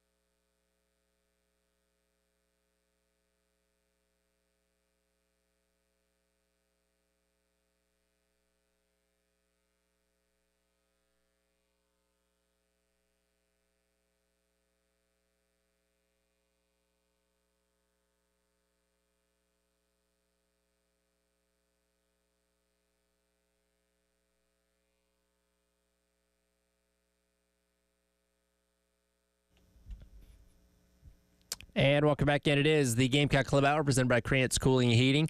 Tyler and Chris along with you here on your Tuesday. Reminder this afternoon, baseball back in action as they take on Winthrop and Rock Hill. 4 o'clock first pitch. Pregame coverage starting at 3:45 here on the game in Columbia. We'll get back into the baseball conversation coming up the top of the 11 o'clock hour when Wes joins us for the Gamecock Central Takeover Hour. But I want to talk a little bit of hoops real quick. Did you bother watching the men's game on Saturday night against Florida? Did you take the full 40 minutes of that one in? I did not take the full 40 minutes in, but it was just more due to scheduling. It was not a conscious. I'm not watching this decision because you didn't go out of your way to make sure you were in front of a TV to see it though. Yeah. But I had like actual work things. Yeah, right. You know what right. I mean? But again, this team is not giving you a lot of reason to say, hey, it's women's television. They're taking on another top-ranked team in Florida. Let's see what they can do. And it was kind of much of the same what we've seen this year. Played a competitive first half. Yes. Florida goes on a run, start at the second half, and it's pretty much over from there. Now they're 0-12 in conference play, and wash, rinse, repeat from a lot of what we said throughout conference play so far this year. And look, it's a lost year. There's no denying that. Could they go on and run the SEC tournament? Sure, theoretically, but that's probably not going to happen. So I think a lot of people are already looking ahead to 2025. And I was perusing yesterday, Shea Dixon of the Bengal Tiger was writing about Matt McMahon, who is on his own hot seat out there in LSU, and things not going well for that program. Funny enough, who Carolina plays coming up tonight at 9 o'clock out there in Baton Rouge. They've only got 2 wins on their conference schedule so far this year. And in writing about where LSU sits, he noted in his article that LSU is next to last in the SEC in terms of their NIL budget, according to the sources that he had spoke to, ahead of only South Carolina. He noted these two schools are operating at under $2 million in the NIL budget, with a lot of schools in the SEC operating between $3 to $5 million. Ole Miss and Mississippi State kind of noted being on the high end in the $5 million range. And again, this is one writer from one outlet going through his sources. But again, this is something significant because if you look at the results on the court, it would back up the fact that LSU and South Carolina probably operating towards the lower end with NIL in terms of the talent that they have, and obviously not winning many conference games, and South Carolina is none at all. And it was also mentioned in there, Tyler, just for some further context or possibly bolstering the argument, Oklahoma is third to last in the conference, and it was mentioned that they had, I believe it said, a $2 to $3 million budget. I don't think it explicitly said where that would have fallen into the SEC, but I think the kind of the implication was also not at the top. Sure. Right. And sure. So here's something I want to say. Like, there has been some discussion on this on social media and on the Insiders Forum on Gamecock Central, and I think a point to make clear is that no, South Carolina, and this probably applies to most sports, South Carolina football did not spend, and I would venture to say will probably never spend as much as like Ohio State or Texas on football NIL. Sure. South Carolina basketball is probably not going to spend what like John Calipari's going to spend at Arkansas or Kentucky or some of these other big name brand programs. Similar carryover from big spenders in football, big spenders in basketball. But I do know that South Carolina needs, and I would say I will go that far, will spend more going forward on the NIL front. And I think when people hear that, they go, well, why didn't it happen this past year? Why wasn't there more of an investment? That is, I think, Tyler, a complex question. We know that South Carolina, brought Colin Murray-Boyles back and some other pieces of the roster. And then, of course, they did go out in the transfer portal, and they did bring in a highly touted freshman in Cam Scott. And I think if the on-court success would have been better, if some of these games would have gone South Carolina's way, if they had a better record, you would look at it. This wouldn't be as much of a discussion point, right? Sure. I think we all look at this team and go, man, like if they just, they are miles away from a record standpoint. Some of the games they haven't been miles away, right? Yep. So it's not like there was no NIL spend. You can't bring back Colin Murray Boyles and go get guys from the transfer portal if you're not spending in NIL. So it's not like South Carolina's men's basketball program didn't have what was needed / asked for at all in NIL. Yeah. I think what has happened, though, is everybody's now realized. Jeremiah Donati talked about this with Jay and Elijah when he came in studio here. Hey, I'm going to sit down. This is the day of the Georgia game. Hey, I'm going to sit down with Lamont, and we're going to talk about improving this roster. Yep. And part of that is NIL, and how do we do that? So I say all that to say, I expect South Carolina's investment, LSU's investment, they said is going to be more.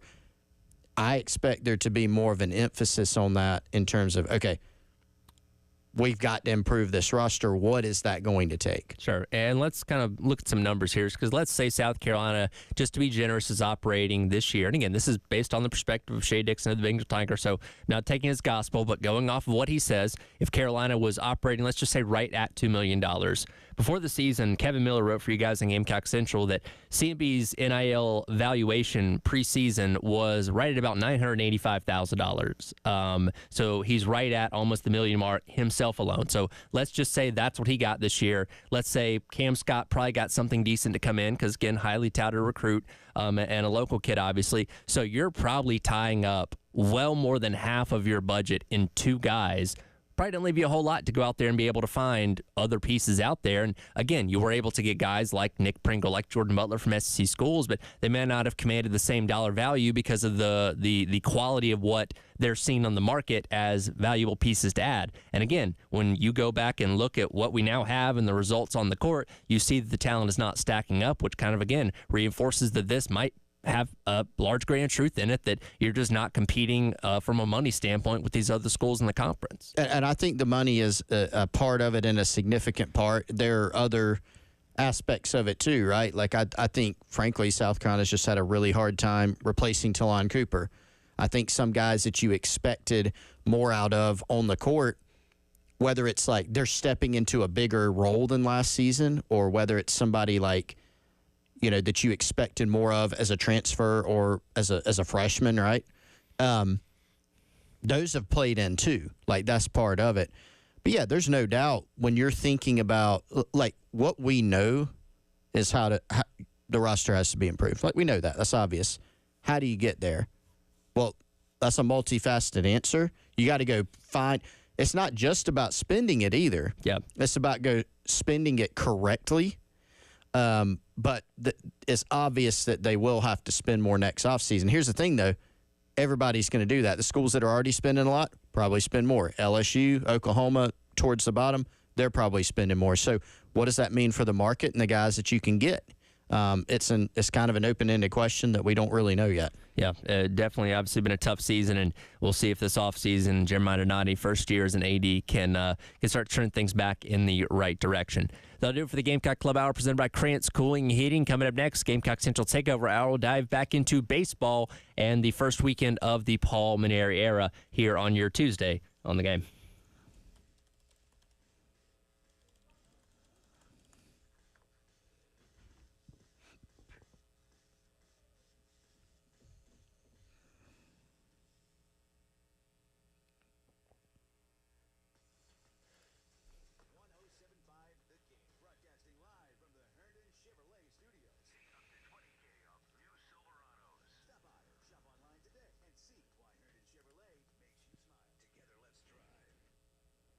If you're looking for somebody to come out to your home or business and take it to the next level from an audiovisual standpoint, you can trust our guys over at Integrated Media. IntegratedMediaInc.com, 803-948-8327. That's how you can get in touch with Michael and Nathan. They have been out to my home.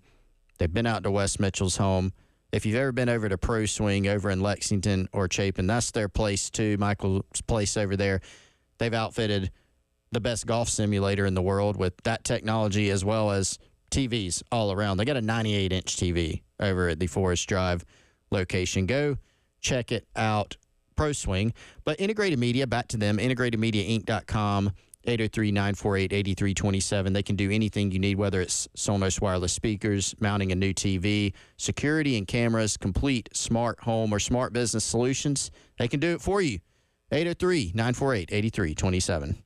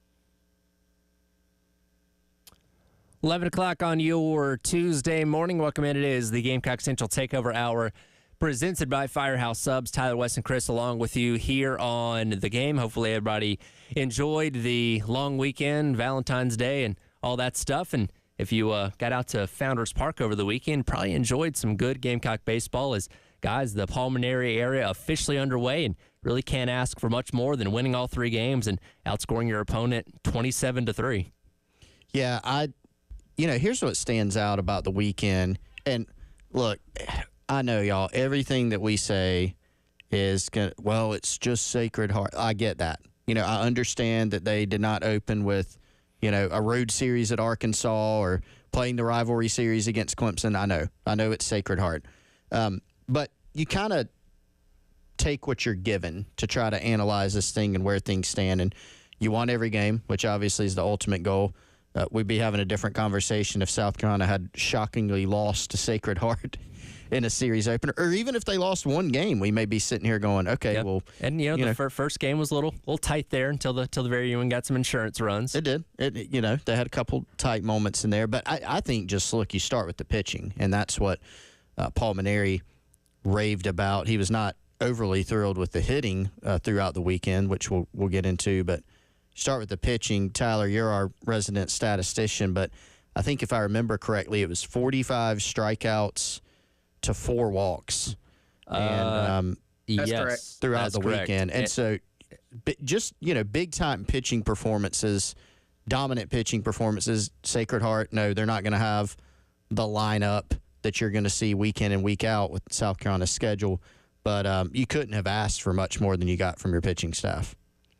Yeah, and I think, especially when you kind of consider the thought was that this was not going to be a pitching staff that was going to rack up a lot of strikeouts. We thought they were going to be, and they probably still will, I think, once they get into SEC play and, facing your North Carolinas, your Clemsons, your teams like that. But for them to go out there, obviously throw strikes, which I think it's not just the 45 strikeouts, is that you just walked 4 batters and only allowed 3 runs on the entire weekend, all in the opener. Game 2, you were just absolutely dominant and were able to kind of have a very short game there. And, I think some of the strikeouts you probably chalk up a little bit to Sacred Heart being one of those teams from the North that's probably not seen live pitching much at all at this point, just because of their weather up there. But I do think if you were going to script one out in terms of the pitching staff and some of the questions about it coming in, it obviously could not have gone much better. And I think we kind of wondered, I think we knew you're probably going to get a good start, you would hope, from an SQ and Becker as sort of veteran guys who should be able to overmatch a Sacred Heart. But to get clean starts from not just the 2 of them, but also Jake McCoy, who we know has fantastic stuff, but is younger than those 2, is more, I look at Jake McCoy being more of like an upside guy. Like you're kind of hoping that he can start to reach what is massive potential. And one of the things for him was that just, during preseason, Maneri's talked about it. Can he work out of jams? Can he be a guy who can consistently go out there and get out of innings? And, McCoy, by all indications, was just fantastic this weekend. So I think it just could not have gone much better overall, even just kind of if you chip away from an individual standpoint with those 3 starters, lots of really encouraging things from all 3 individually. Yeah, so 3 starters, SQ, Becker, and McCoy combined for 15 total innings pitched, just 1 walk between them, and then 27 total strikeouts. And talking about the walks on the weekend, 3 of those 4 walks came from Pitzer on Friday night, where he had trouble finding the strike zone. Walked 3 batters, only lasted third of inning. He even came in and rebounded, or was able to redeem himself on Sunday by pitching the last inning there to help seal the shutout 8-0 in game number 3 there. So again, overall strong performance over the weekend, and like you guys said, this is a team that they weren't very good in a lot of ways. Offensively, defensively, Sacred Heart just wasn't a team that was going to put too much of a scare on you. So you don't say this is going to be what we see out of South Carolina each and every game or each and every series, but with the quality of opponent, you did what you're supposed to do against them, and we'll learn a lot more about this team with Clemson coming up, not this weekend, but I suppose the following weekend to really get a litmus test of where your pitching's at that point in time. But again, as you're playing these non-conference teams tonight against Winthrop Queens, Milwaukee coming up this weekend, this is what it should look like. Well, and I think if you kind of dive in a little bit, dissect Paul Maneri's post-series, I should say, comments. To go back to what I said earlier with the hitting, he didn't really like how the team hit this weekend, and he even mentioned we're going to have to hit a lot better that to beat Winthrop. And I don't think Paul Maneri really subscribes to the school of coach speak. He kind of says what's on his mind. Again, tells it like it is. He's encouraging, confident, all those things.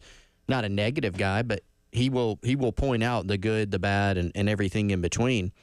And at first you look at it and say, all right, well, Carolina was pretty disciplined at the plate, right? I mean, Sacred Heart had a lot of trouble, especially in that first game. You know, you had some wild pitches, couldn't find the zone at times. Gamecocks walked 21 times in the series, struck out 16 times. And at first you go, okay, great, they're taking walks. I get the sense, or, you know, not even the sense because he just said it. Maneri's like, we kind of walked too much, right? We took some strikes. We need to put the ball in play more. And so that's another question that I have, despite winning the series and making some things happen, had some good hits, sure, you know, against better competition, even starting with Winthrop, according to Maneri, bat to ball a little bit more and putting it in play.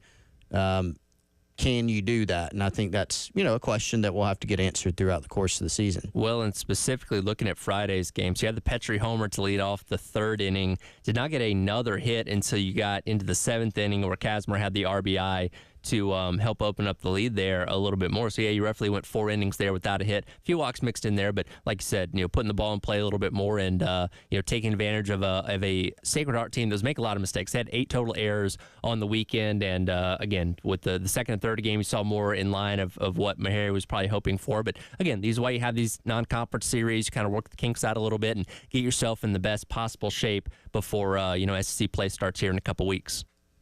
Yeah, you know, this is a team that was their conference champion last year. They've got some veteran guys. I mean, I don't think it's a terrible Sacred Heart team. I just think it's very hard to come down here at the beginning of the year and play an SEC team. And you've been indoors for weeks when Carolina's been outside playing in their own stadium, taking regular BP and infield and all those things. So it's just really hard for Sacred Heart. But, you look around college baseball, you see top 25 teams that, you know, took 2 of 3 this weekend as opposed to getting sweeps against teams that on paper you would think they would sweep. So that's the beauty of baseball, but also the scary thing about baseball is you can drop a game. And I think that first one obviously was pretty tight.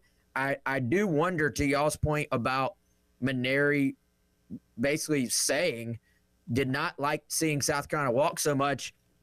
I wonder if we can read into that a little bit and say that it maybe is a sign of a little bit of a different philosophy at the plate that Maneri wants compared to where things were the last couple of years. If you remember, especially when Monty Lee first got there and there was a really good South Carolina baseball team a couple of years ago, it was more about get on base any way you can, whether that's walk, hit by pitch. Remember how much the dugout would react when a guy got on base for getting hit by pitch? Like it was like you hit a home run if you got on base for getting hit by pitch. And if you just kind of wear one, hey, you're on base. And so I do wonder, obviously, as with anything, there's a fine line between being aggressive versus swinging at pitches that are outside of the strike zone. So I think going back to Sacred Heart again, if you're just a team that's not been on the dirt very often, that affects your pitching as well. The guys at the plate are probably saying, well, they just walked the guy before me. I don't need to be too aggressive here. And so that allows you, obviously, to maybe rack up some big wins right now. But then when you face better pitching and these guys are sort of pitching right on the plate and sort of hitting corners and are much more accurate, much more able to put the baseball where they want, then, it does you no good to have taken those walks against Sacred Heart. So I know that's a very, very fine line you're trying to walk there, but I wonder if some of that is a little shift in philosophy, but also Maneri wanting guys to get their hacks right now because he knows that it's going to pay off once you do face pitchers who are not all over the zone. Yeah, I think that's a great point, Wes, because the more balls that go in the strike zone, the more opportunities to hit balls, right? And so, we know that South Carolina has some guys that certainly can hit, Ethan Petrie, chief among them. If you watch the series this weekend, in 21 walks, there were some, there were command issues for a lot of the Sacred Heart pitchers and a lot of the guys that South Carolina are going to face throughout the year. I mean, how many future MLB guys and draft picks are they going to face throughout the year? I mean, every weekend, basically, when you talk about Clemson and then getting into SEC play, maybe even every night of the series, and then whoever you got coming out of the bullpen, you're going to have guys throwing hard. You're going to have guys pounding the zone. The thing that Maneri said that, sticks with me is not even just keeping the bat on your shoulder throughout an at-bat, but is if you're watching pitches to hit go by, right? Just like he said, hey, we watched some strikes go by. He wants more bat on the ball, and that makes sense. So I definitely agree with you, Wes. I think he wants to see more of that. And it'll be interesting to see if we immediately see a little bit more aggressiveness before they get into conference play. We'll hear a little bit of what Coach Maneri had to say and a look at what happened on the offensive side of things for South Carolina for their season opening series win against Sacred Heart over the weekend out at Founders Park. It is the Gamecock Central Takeover Hour presented by Firehouse Subs. Tyler West and Chris on your Tuesday here in the game.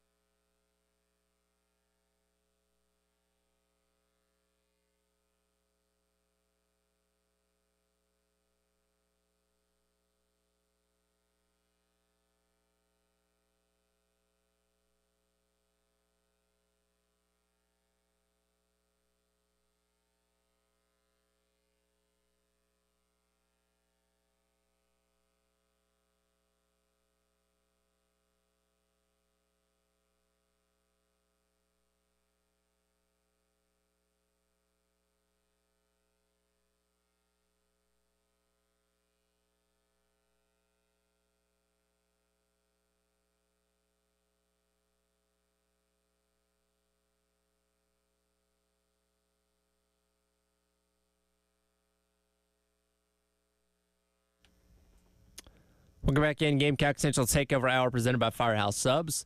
Tyler West Chris along with you here on your Tuesday, talking Gamecock baseball and the 3-game sweep of Sacred Heart over the weekend out at Founders Park. Again, team back in action this afternoon, taking on Winthrop up in Rock Hill, 4 o'clock first pitch, pregame coverage starting at 3:45 right here on the game. And then tomorrow, right back at Founders Park, taking on Queens, same pregame coverage and same first pitch time here on the game in Columbia, as well as 100.3 the game out in Myrtle Beach. Let's hear a little bit from Coach Maneri and how he recapped what happened over the weekend with his debut as the Gamecock head coach. It's great to finish off a sweep opening weekend. A lot of great things this weekend. Of course, the thing that was most outstanding was our pitching. And what Jake did today was just unbelievable. Oh my goodness. I would have liked to have seen him go 9 innings of no-hit ball, but couldn't do that on opening weekend. But man, he's growing each time I watch him pitch. He's growing into a more mature competitor. He's obviously got the stuff, and our whole pitching staff was just fantastic all weekend. And Nathan, I've been singing your praises, Nathan, for a long time, and you're making me look like a smart guy. I know somebody that has some talent. But we were worried he might not even play today after getting hit by that pitch yesterday, but I'm sure glad that he did. Of course, singing the praises of pitching once again, which we talked about a lot in that first segment, but he mentioned Nathan Hall, who was sitting there next to him in that presser on Sunday, and a guy that transferred in that just did not play a whole lot at Clemson. Of course, Clemson, a very talented team. It is hard to find the field there, even if you're a talented guy, but man, he came in and really set the world on fire over the weekend. 4 of 8 with 4 RBIs, including a 3-run homer in game number 3 on Sunday to really kind of break that one open. And again, for a guy that we had questions about, that the coaching staff was very high on in the offseason, I really went out there and backed it up on over the course of the weekend. Looked like a leadoff guy, I think his very first at bat in the game just showed he's kind of a battler, right? He has a really good feel at the plate. He can hit for power, as we saw with that ball. That was a rocket that he hit out. But he can also, scrap, take walks, find a pitch, run. Like he can do all those things. And so this was a guy, obviously, Monty Lee, very familiar with from when he was in high school, transferred in, and just has the look of a guy. And the staff's been very high on him. And, Maneri said it right there in that clip that you just played, Tyler. And so typically when a guy is someone that the staff is very high on, maybe it's not always immediate. Maybe it's not, let me check the stats to see what he's done in the past in his career, especially when a guy like Paul Maneri is saying, hey, I really like this kid. With his resume, you listen, and so I think he showed some of that this weekend. Yeah, and guys, I got a little insight on him. From what I've heard, was always a guy at Clemson that flashed. It was just a matter of translating it over into the games a little bit and kind of, when the lights are on, things are a little bit different. And for young guys, sometimes it takes a little bit of time for that comfort level to come through, I think. And so I think the big thing for South Carolina and this staff was just trying to get him comfortable and let him be able to just translate some of that talent from the practice field and the scrimmages and all those things into the game. So knowing that, I think all the more reason that it was important for Nathan Hall to come out and have a good day, have a good weekend to start his career at South Carolina. And you certainly would think and hope that's maybe something he can continue moving forward. But, it literally could not have started better for him. He's batting .500 right now. 583 on base percentage for a leadoff guy. That's, of course, exactly what you want. You want him on base for, Naraki, of course, right behind him. But then when you start talking about, Ethan Petrie, talk about Kennedy Jones, Henry Kazmar hitting behind him. And you want him on base for those guys. And so he did exactly what you want, then added in the power as well, 4 RBIs from that position, and a 1,000 slugging percentage. I'm not a math major, but OPS being on base plus slug, that's 1.583 OPS for your leadoff guy. that is an insane number to start the year. So small sample size, of course, but he's not going to stay in the 1.5 range. But I think for Carolina, getting that out of some of these transfers and sort of getting what you thought you would kind of hope to get on paper, you would say, is always big. And when I think one thing Maneri also mentioned is you face such good pitching when you get into SEC play. If you want to have a great year, if you want to have a great statistical year, you better start racking up some numbers in the out of conference as well. It's really hard to get it back if you don't. And so for some of these guys, they're sitting there, Nathan Hall, Naraki hitting 375, Petrie 375. They're off to the starts they really, I'm sure, envisioned at the plate. And our guy, Ethan Petrie, gets one in his march to 30 plus that we talked about on Friday. And, of course, Nathan Hall, again, those numbers back up exactly where you wanted a leadoff hitter. Nolan Araki, the other Clemson transfer towards the bottom of the lineup. Very productive weekend in his debut as South Carolina Gamecock as well. 3 of 8 with 3 RBIs. And one thing that kind of highlighted to me, particularly in game number 2, is just really good at situational hitting. Couple sac flies, moved the runners around when he hit a double off the left field wall in that game as well. Again, just a good consistent piece in the middle to bottom of your lineup that's going to be a welcome addition to what you already have with a guy like Ethan Petrie, obviously, who had his home run on Friday night as well. And these other guys kind of sprinkled throughout the lineup. So Nolan Naraki and Nathan Hall both off to very strong starts here at South Carolina. Naraki was the guy that I was probably most intrigued by coming into the season. I think we mentioned it when we were doing some buy or sells last week before the season opening series, Tyler. He was someone that was kind of on my radar as a potential high hit for average guy. He obviously has power. I mean, there was some stuff circulating on social media and the scouting community last week before the college baseball season opened about the possibility that he could be a pretty high draft pick, when his time comes. But look at what he did. 8 at-bats. He had 3 hits, had a double, 3 runs driven in, got hit by a pitch, struck out once, and stole a couple bases. So obviously it's week 1, but 500 slugging percentage and hitting 375. So he was a guy. You were talking about Nathan Hall flashing at Clemson West. Naraki did as well. And, still a guy who's, I think, got a lot more potential to get better, just a sophomore. But I think has a lot of talent. Someone I'm very, very interested to continue watching his growth throughout the year. Yeah, guys, to Maneri's point, I'm looking at the overall, what the team did as a whole at the plate. 253 batting average, 402 slug, 410 on base percentage. That I think you probably take that most weekends, especially. I mean, you take that probably when you're facing SEC opponents, but certainly, when you look at the run total, you can see that it was a little bit more based on, to Maneri's point, them putting guys on base, them not fielding the ball cleanly, them being Sacred Heart, passed balls allowing guys to score, passed balls or wild pitches allowing guys to score to start the season. And, I think those are just things that, you in that particular game, you take it. Like, of course you take it, but you can't always count on it when you're facing better competition. So I think not to nitpick over what I think all in all was a great opening weekend. I mean, all things considered, you have to feel good about what you saw. First of all, you got all 3 games in, which with the way the weather looked at the beginning of the weekend, I think that was even in question. And you got 3 wins. Your pitching staff, for the most part, looked outstanding. And so really you're kind of nitpicking results, I think, at this point. But the batting, I think obviously there are some guys that are going to look at this weekend and wish they could have gotten off to a little bit better start, I should say, at the plate. And we'll certainly try to continue that this weekend. Of course, the real big news is the injury front and the news going into last weekend.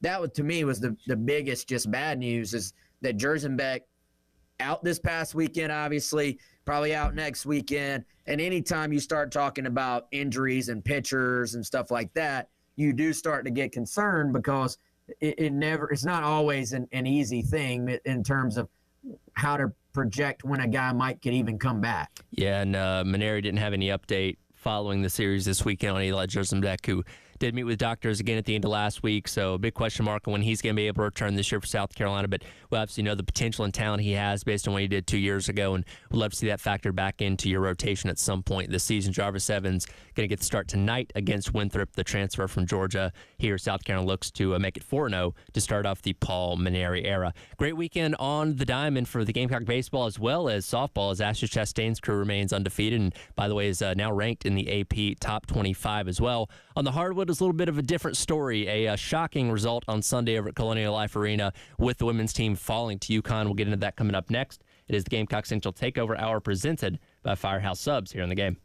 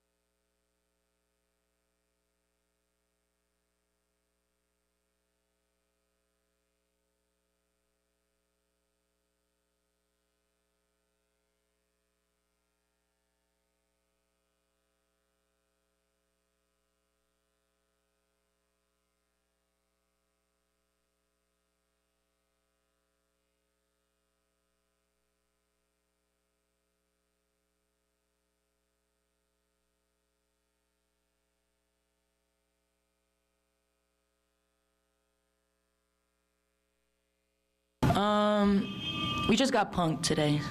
It's very much embarrassing. We know that that's not who we are. It was very much self-inflicted as well, and that we just got to learn and grow from this opportunity, and that we just got to do a better job giving effort and being mentally and physically tough. Welcome back in Gamecock Central Takeover Hour, presented by Firehouse Subs. Tyler West, Chris, along with you here on your Tuesday on the Game. That was Tina Pow Pow on Sunday afternoon after a shocking loss for the Gamecock women, 87-58 to number 7 UConn, third loss on the season for Dawn Staley's crew. That matches the total number of losses they had across the 3 prior seasons, which, of course, included last year's undefeated run to the national championship. And I think everybody would kind of agree with Pow Pow. They were really kind of shell-shocked what they saw on Sunday. It's one thing to lose, which Carolina's done twice this year, to UCLA and Texas, 2 very good teams, but to kind of get run out of your own gym after having a disastrous second quarter is something that I don't know if anybody could have really predicted for this team. Yeah, I wasn't going to be shocked if UConn won that game. Wouldn't have been a shock by any means, but the manner in which it happened absolutely was. And I think the fans in the stands, I was actually at that game in person, the fans in the stands, the team, I think everybody was very surprised about how it happened. But UConn just, I think they came to play. You know, South Carolina played not only its worst game of the season, just the worst game that I've seen in a while from that program. Very atypical game in terms of how they played.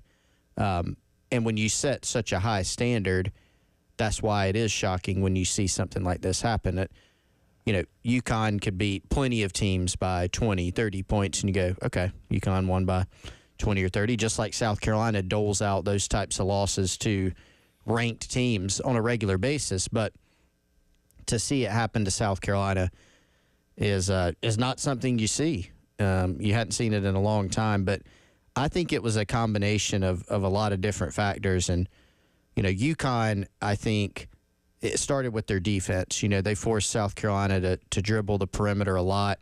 They made things tough inside.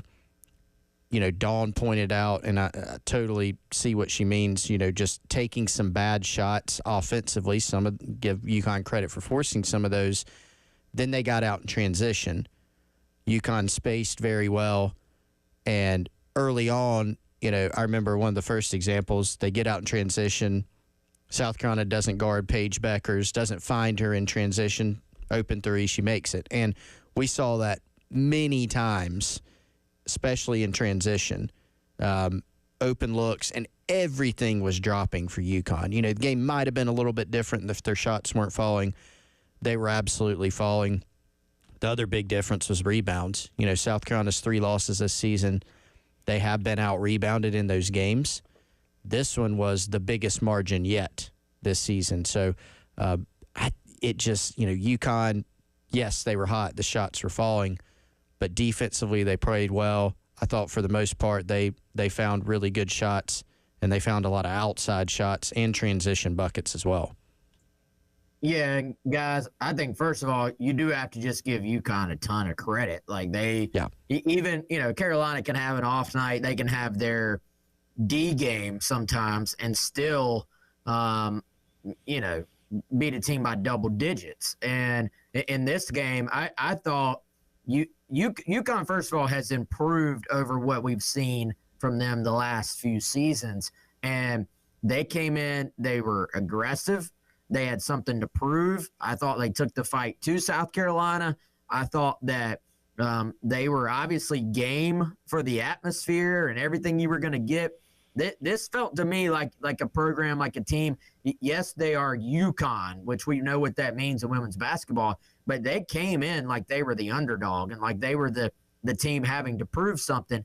And South Carolina just literally never got on track, it felt like. And every single time, I know, Chris, you said you were there.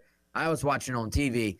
The crowd tried to stay in this thing, even though there was not a whole heck of a lot to cheer about. And every time South Carolina would go on, I won't even say a run, every time South Carolina would go on like a little mini run, and it felt like the energy was starting to turn a little bit. Crowd was in it. The girls were in it.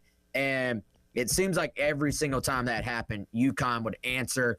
either with a three of their own or an and one or just something to slow the momentum. And I kept waiting on South Carolina to make a little, because we know when they get hot, they can score quick. And I kept waiting on South Carolina to go on a little 12 or 14 point run and just all of a sudden shift the pressure back to UConn, get the crowd completely back into it. And it just never happened. And then you're sort of, at least I was scoreboard watching in the sense of it got later and later and later. And you're going, this deficit is not getting any lower. If anything, they're expanding their lead. And so by the fourth quarter, most of the third quarter, I was kind of like, all right, I still, at least at halftime, I was like, South Carolina can still win this game. As the third quarter progressed, the lead did not get any smaller for UConn. They expanded it, and then you got into the beginning of the fourth quarter. You're kind of, it was one of those things where you kind of already knew what the finishing result was going to be. You just didn't know how bad it was going to be. And, I think losing a game can be a wake-up call for you, but losing a game like this, I think it's going to be fascinating to see what the result is for South Carolina mentally, how they deal with this. And it's going to, Don Staley said after the game, hey, we're going to do what we do. We're going to be who we are. But I'll be curious to see, are there some tweaks that are made? It's very easy to be like, hey, we're 22-2. There's no reason to tweak anything. But when UConn comes in and does that in your house, ends your 71-game win streak, you do, I think, go back to the drawing board a little bit and look at what potential tweaks you could make. Well, and I think the most interesting thing that Dawn said after the game, and I don't pretend to know exactly what it means, what it could mean in a practical sense.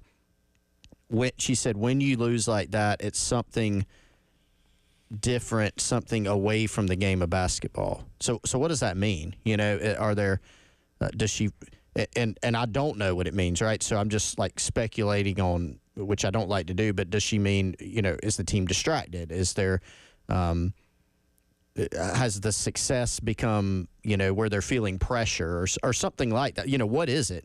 And so you're right, Wes, like you go back to figuring out some things from a basketball standpoint, but you also maybe take a deep dive and go, okay, what else is going on? Yeah, and you talk about those things, and then you try to address them. You don't.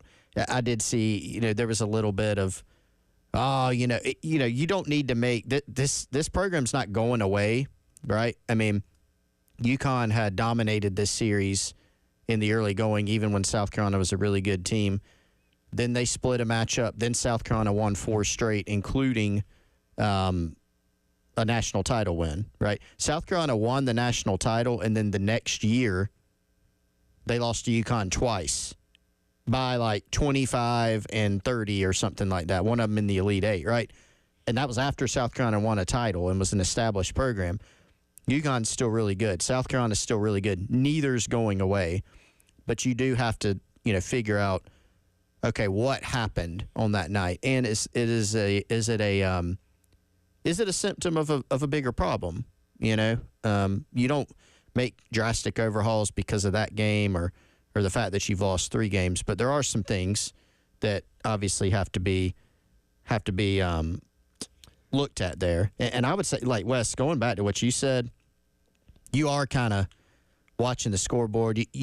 Like I told somebody at the half, you've got to go out in the second half and beat UConn by 23 points.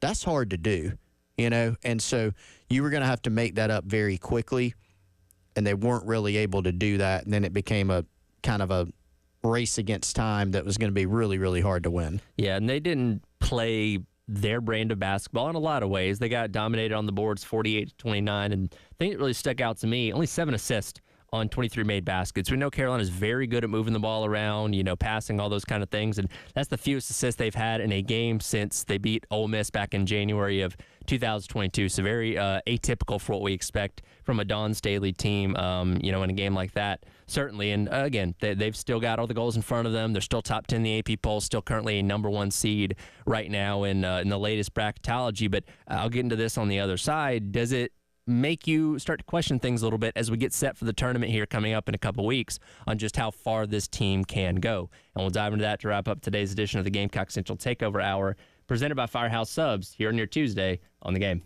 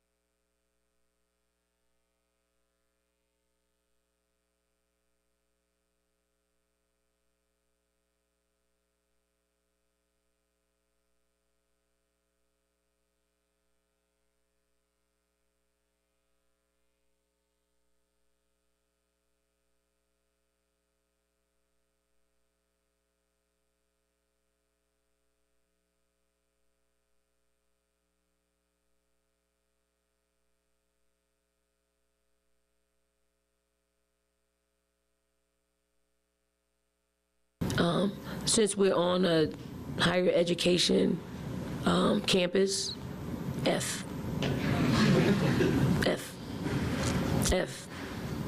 You know, I mean, it's, you know, this season's a long season, right? You play a team like UConn, like now, you win. It may have some ill effect to the next game. You lose, and it definitely will wake you up. So hopefully it will be the latter, and we can get back going against Arkansas on Thursday.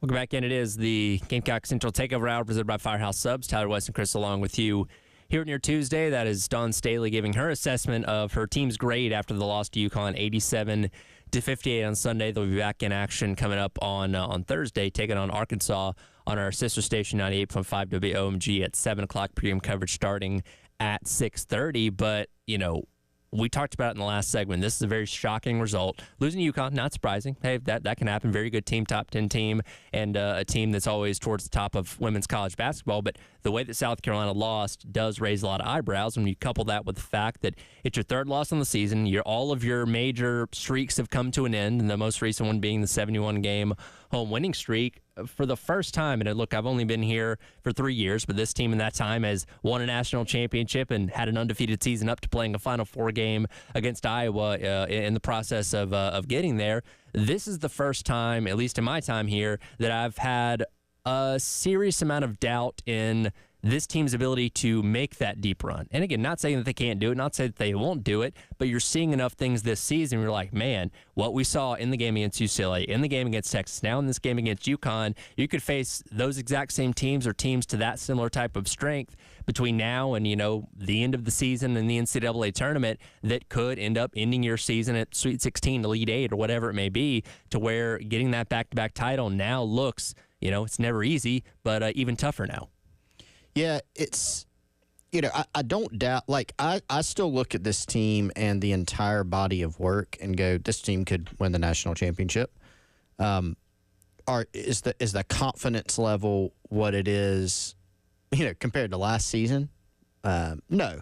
I mean, this team has still steamrolled some really good basketball teams, and the schedule that they play ensures, whether it's the conference slate or how Dawn Staley schedules out-of-conference games, some of it by nobody wants to play South Carolina, out of conference. It's hard.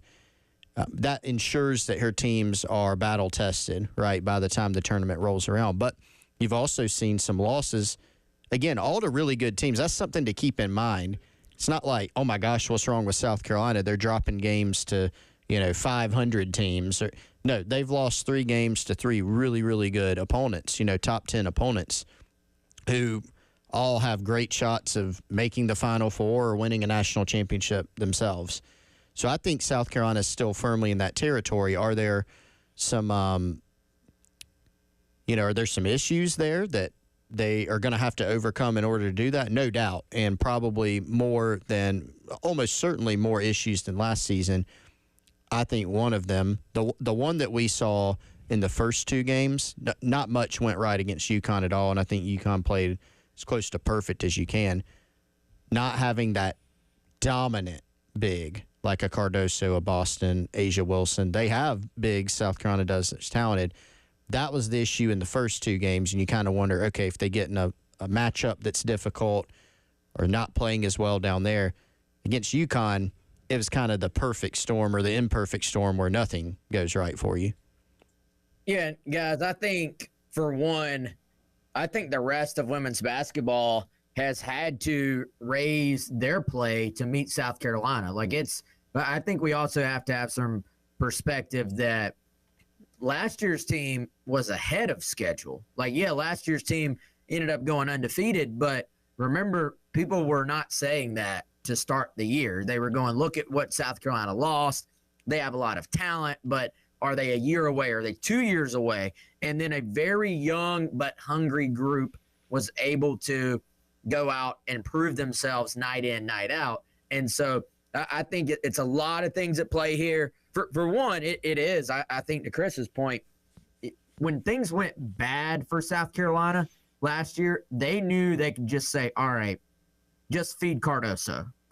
There were very few teams in the country that could actually match up with her when she was playing aggressively and when she had something to prove. So from a basketball standpoint, you look at that. Then you look at the fact that your enforcer, Ashlyn Watkins, is out as well. So you sort of were going to put some of that onus on her, and now she's gone. But I think, to Chris's point, you got to look at who you've lost to, the level of basketball they're playing, and also you got to look at the fact of this thing is getting tougher. It's getting harder. These teams have raised their level of play. And, we'll see. There's certainly been national championship teams. Remember South Carolina losing a few years ago to Kentucky in the SEC tournament, and everybody was kind of going, they weren't playing that well down the stretch. And then they took it to another level once they got into tournament play, into NCAA tournament play, and they went and won the national championship over, ironically, UConn that year. So I think for South Carolina, playing UConn right now, and Dawn Staley was asked by one of the ESPN.com writers, kind of off the record, why do you schedule UConn right now in the middle of SEC play?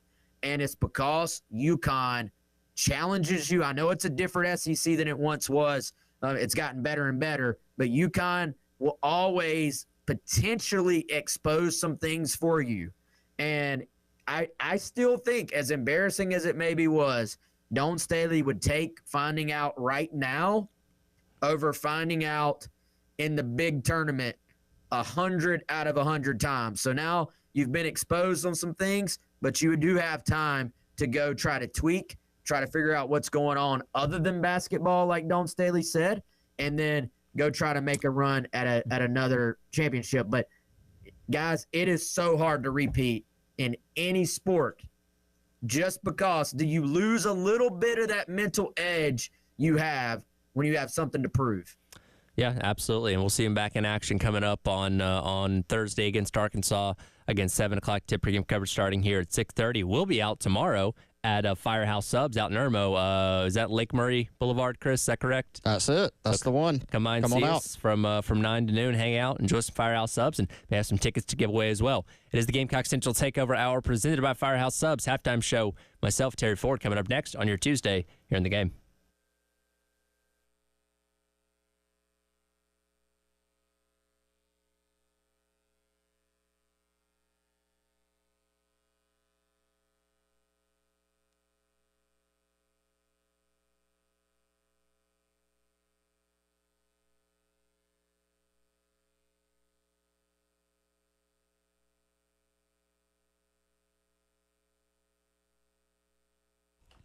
Like we just told you, we will be out at the Irmo location of Firehouse Subs out on Lake Murray Boulevard tomorrow, Wednesday, 9 to noon. Come on out and see us. Store will open at about 10 o'clock. Come get yourself any of your Firehouse Subs favorites. If you have not had, Tyler was just telling me he was over in Lexington getting the new French dip sandwich, the limited time only. It's not really new anymore, but it is here for a limited time only. So if you haven't had it yet, tomorrow is a great time to come on out and see us. Again, Irmo location, Lake Murray Boulevard, Firehouse Subs. If you can't even wait till tomorrow, if you can't make it, or if you want to have Firehouse Subs a couple days in a row, hey, I've done that before, firehousesubs.com, or download the Firehouse Subs app. You can use the Rapid Rescue to go so your food's waiting on you when you get to any of the 15 Midlands Firehouse Subs locations. Download the app. It'll be waiting on you using the Rapid Rescue to go. You're supporting first responders, and earn yourself some rewards toward future purchases at Firehouse Subs.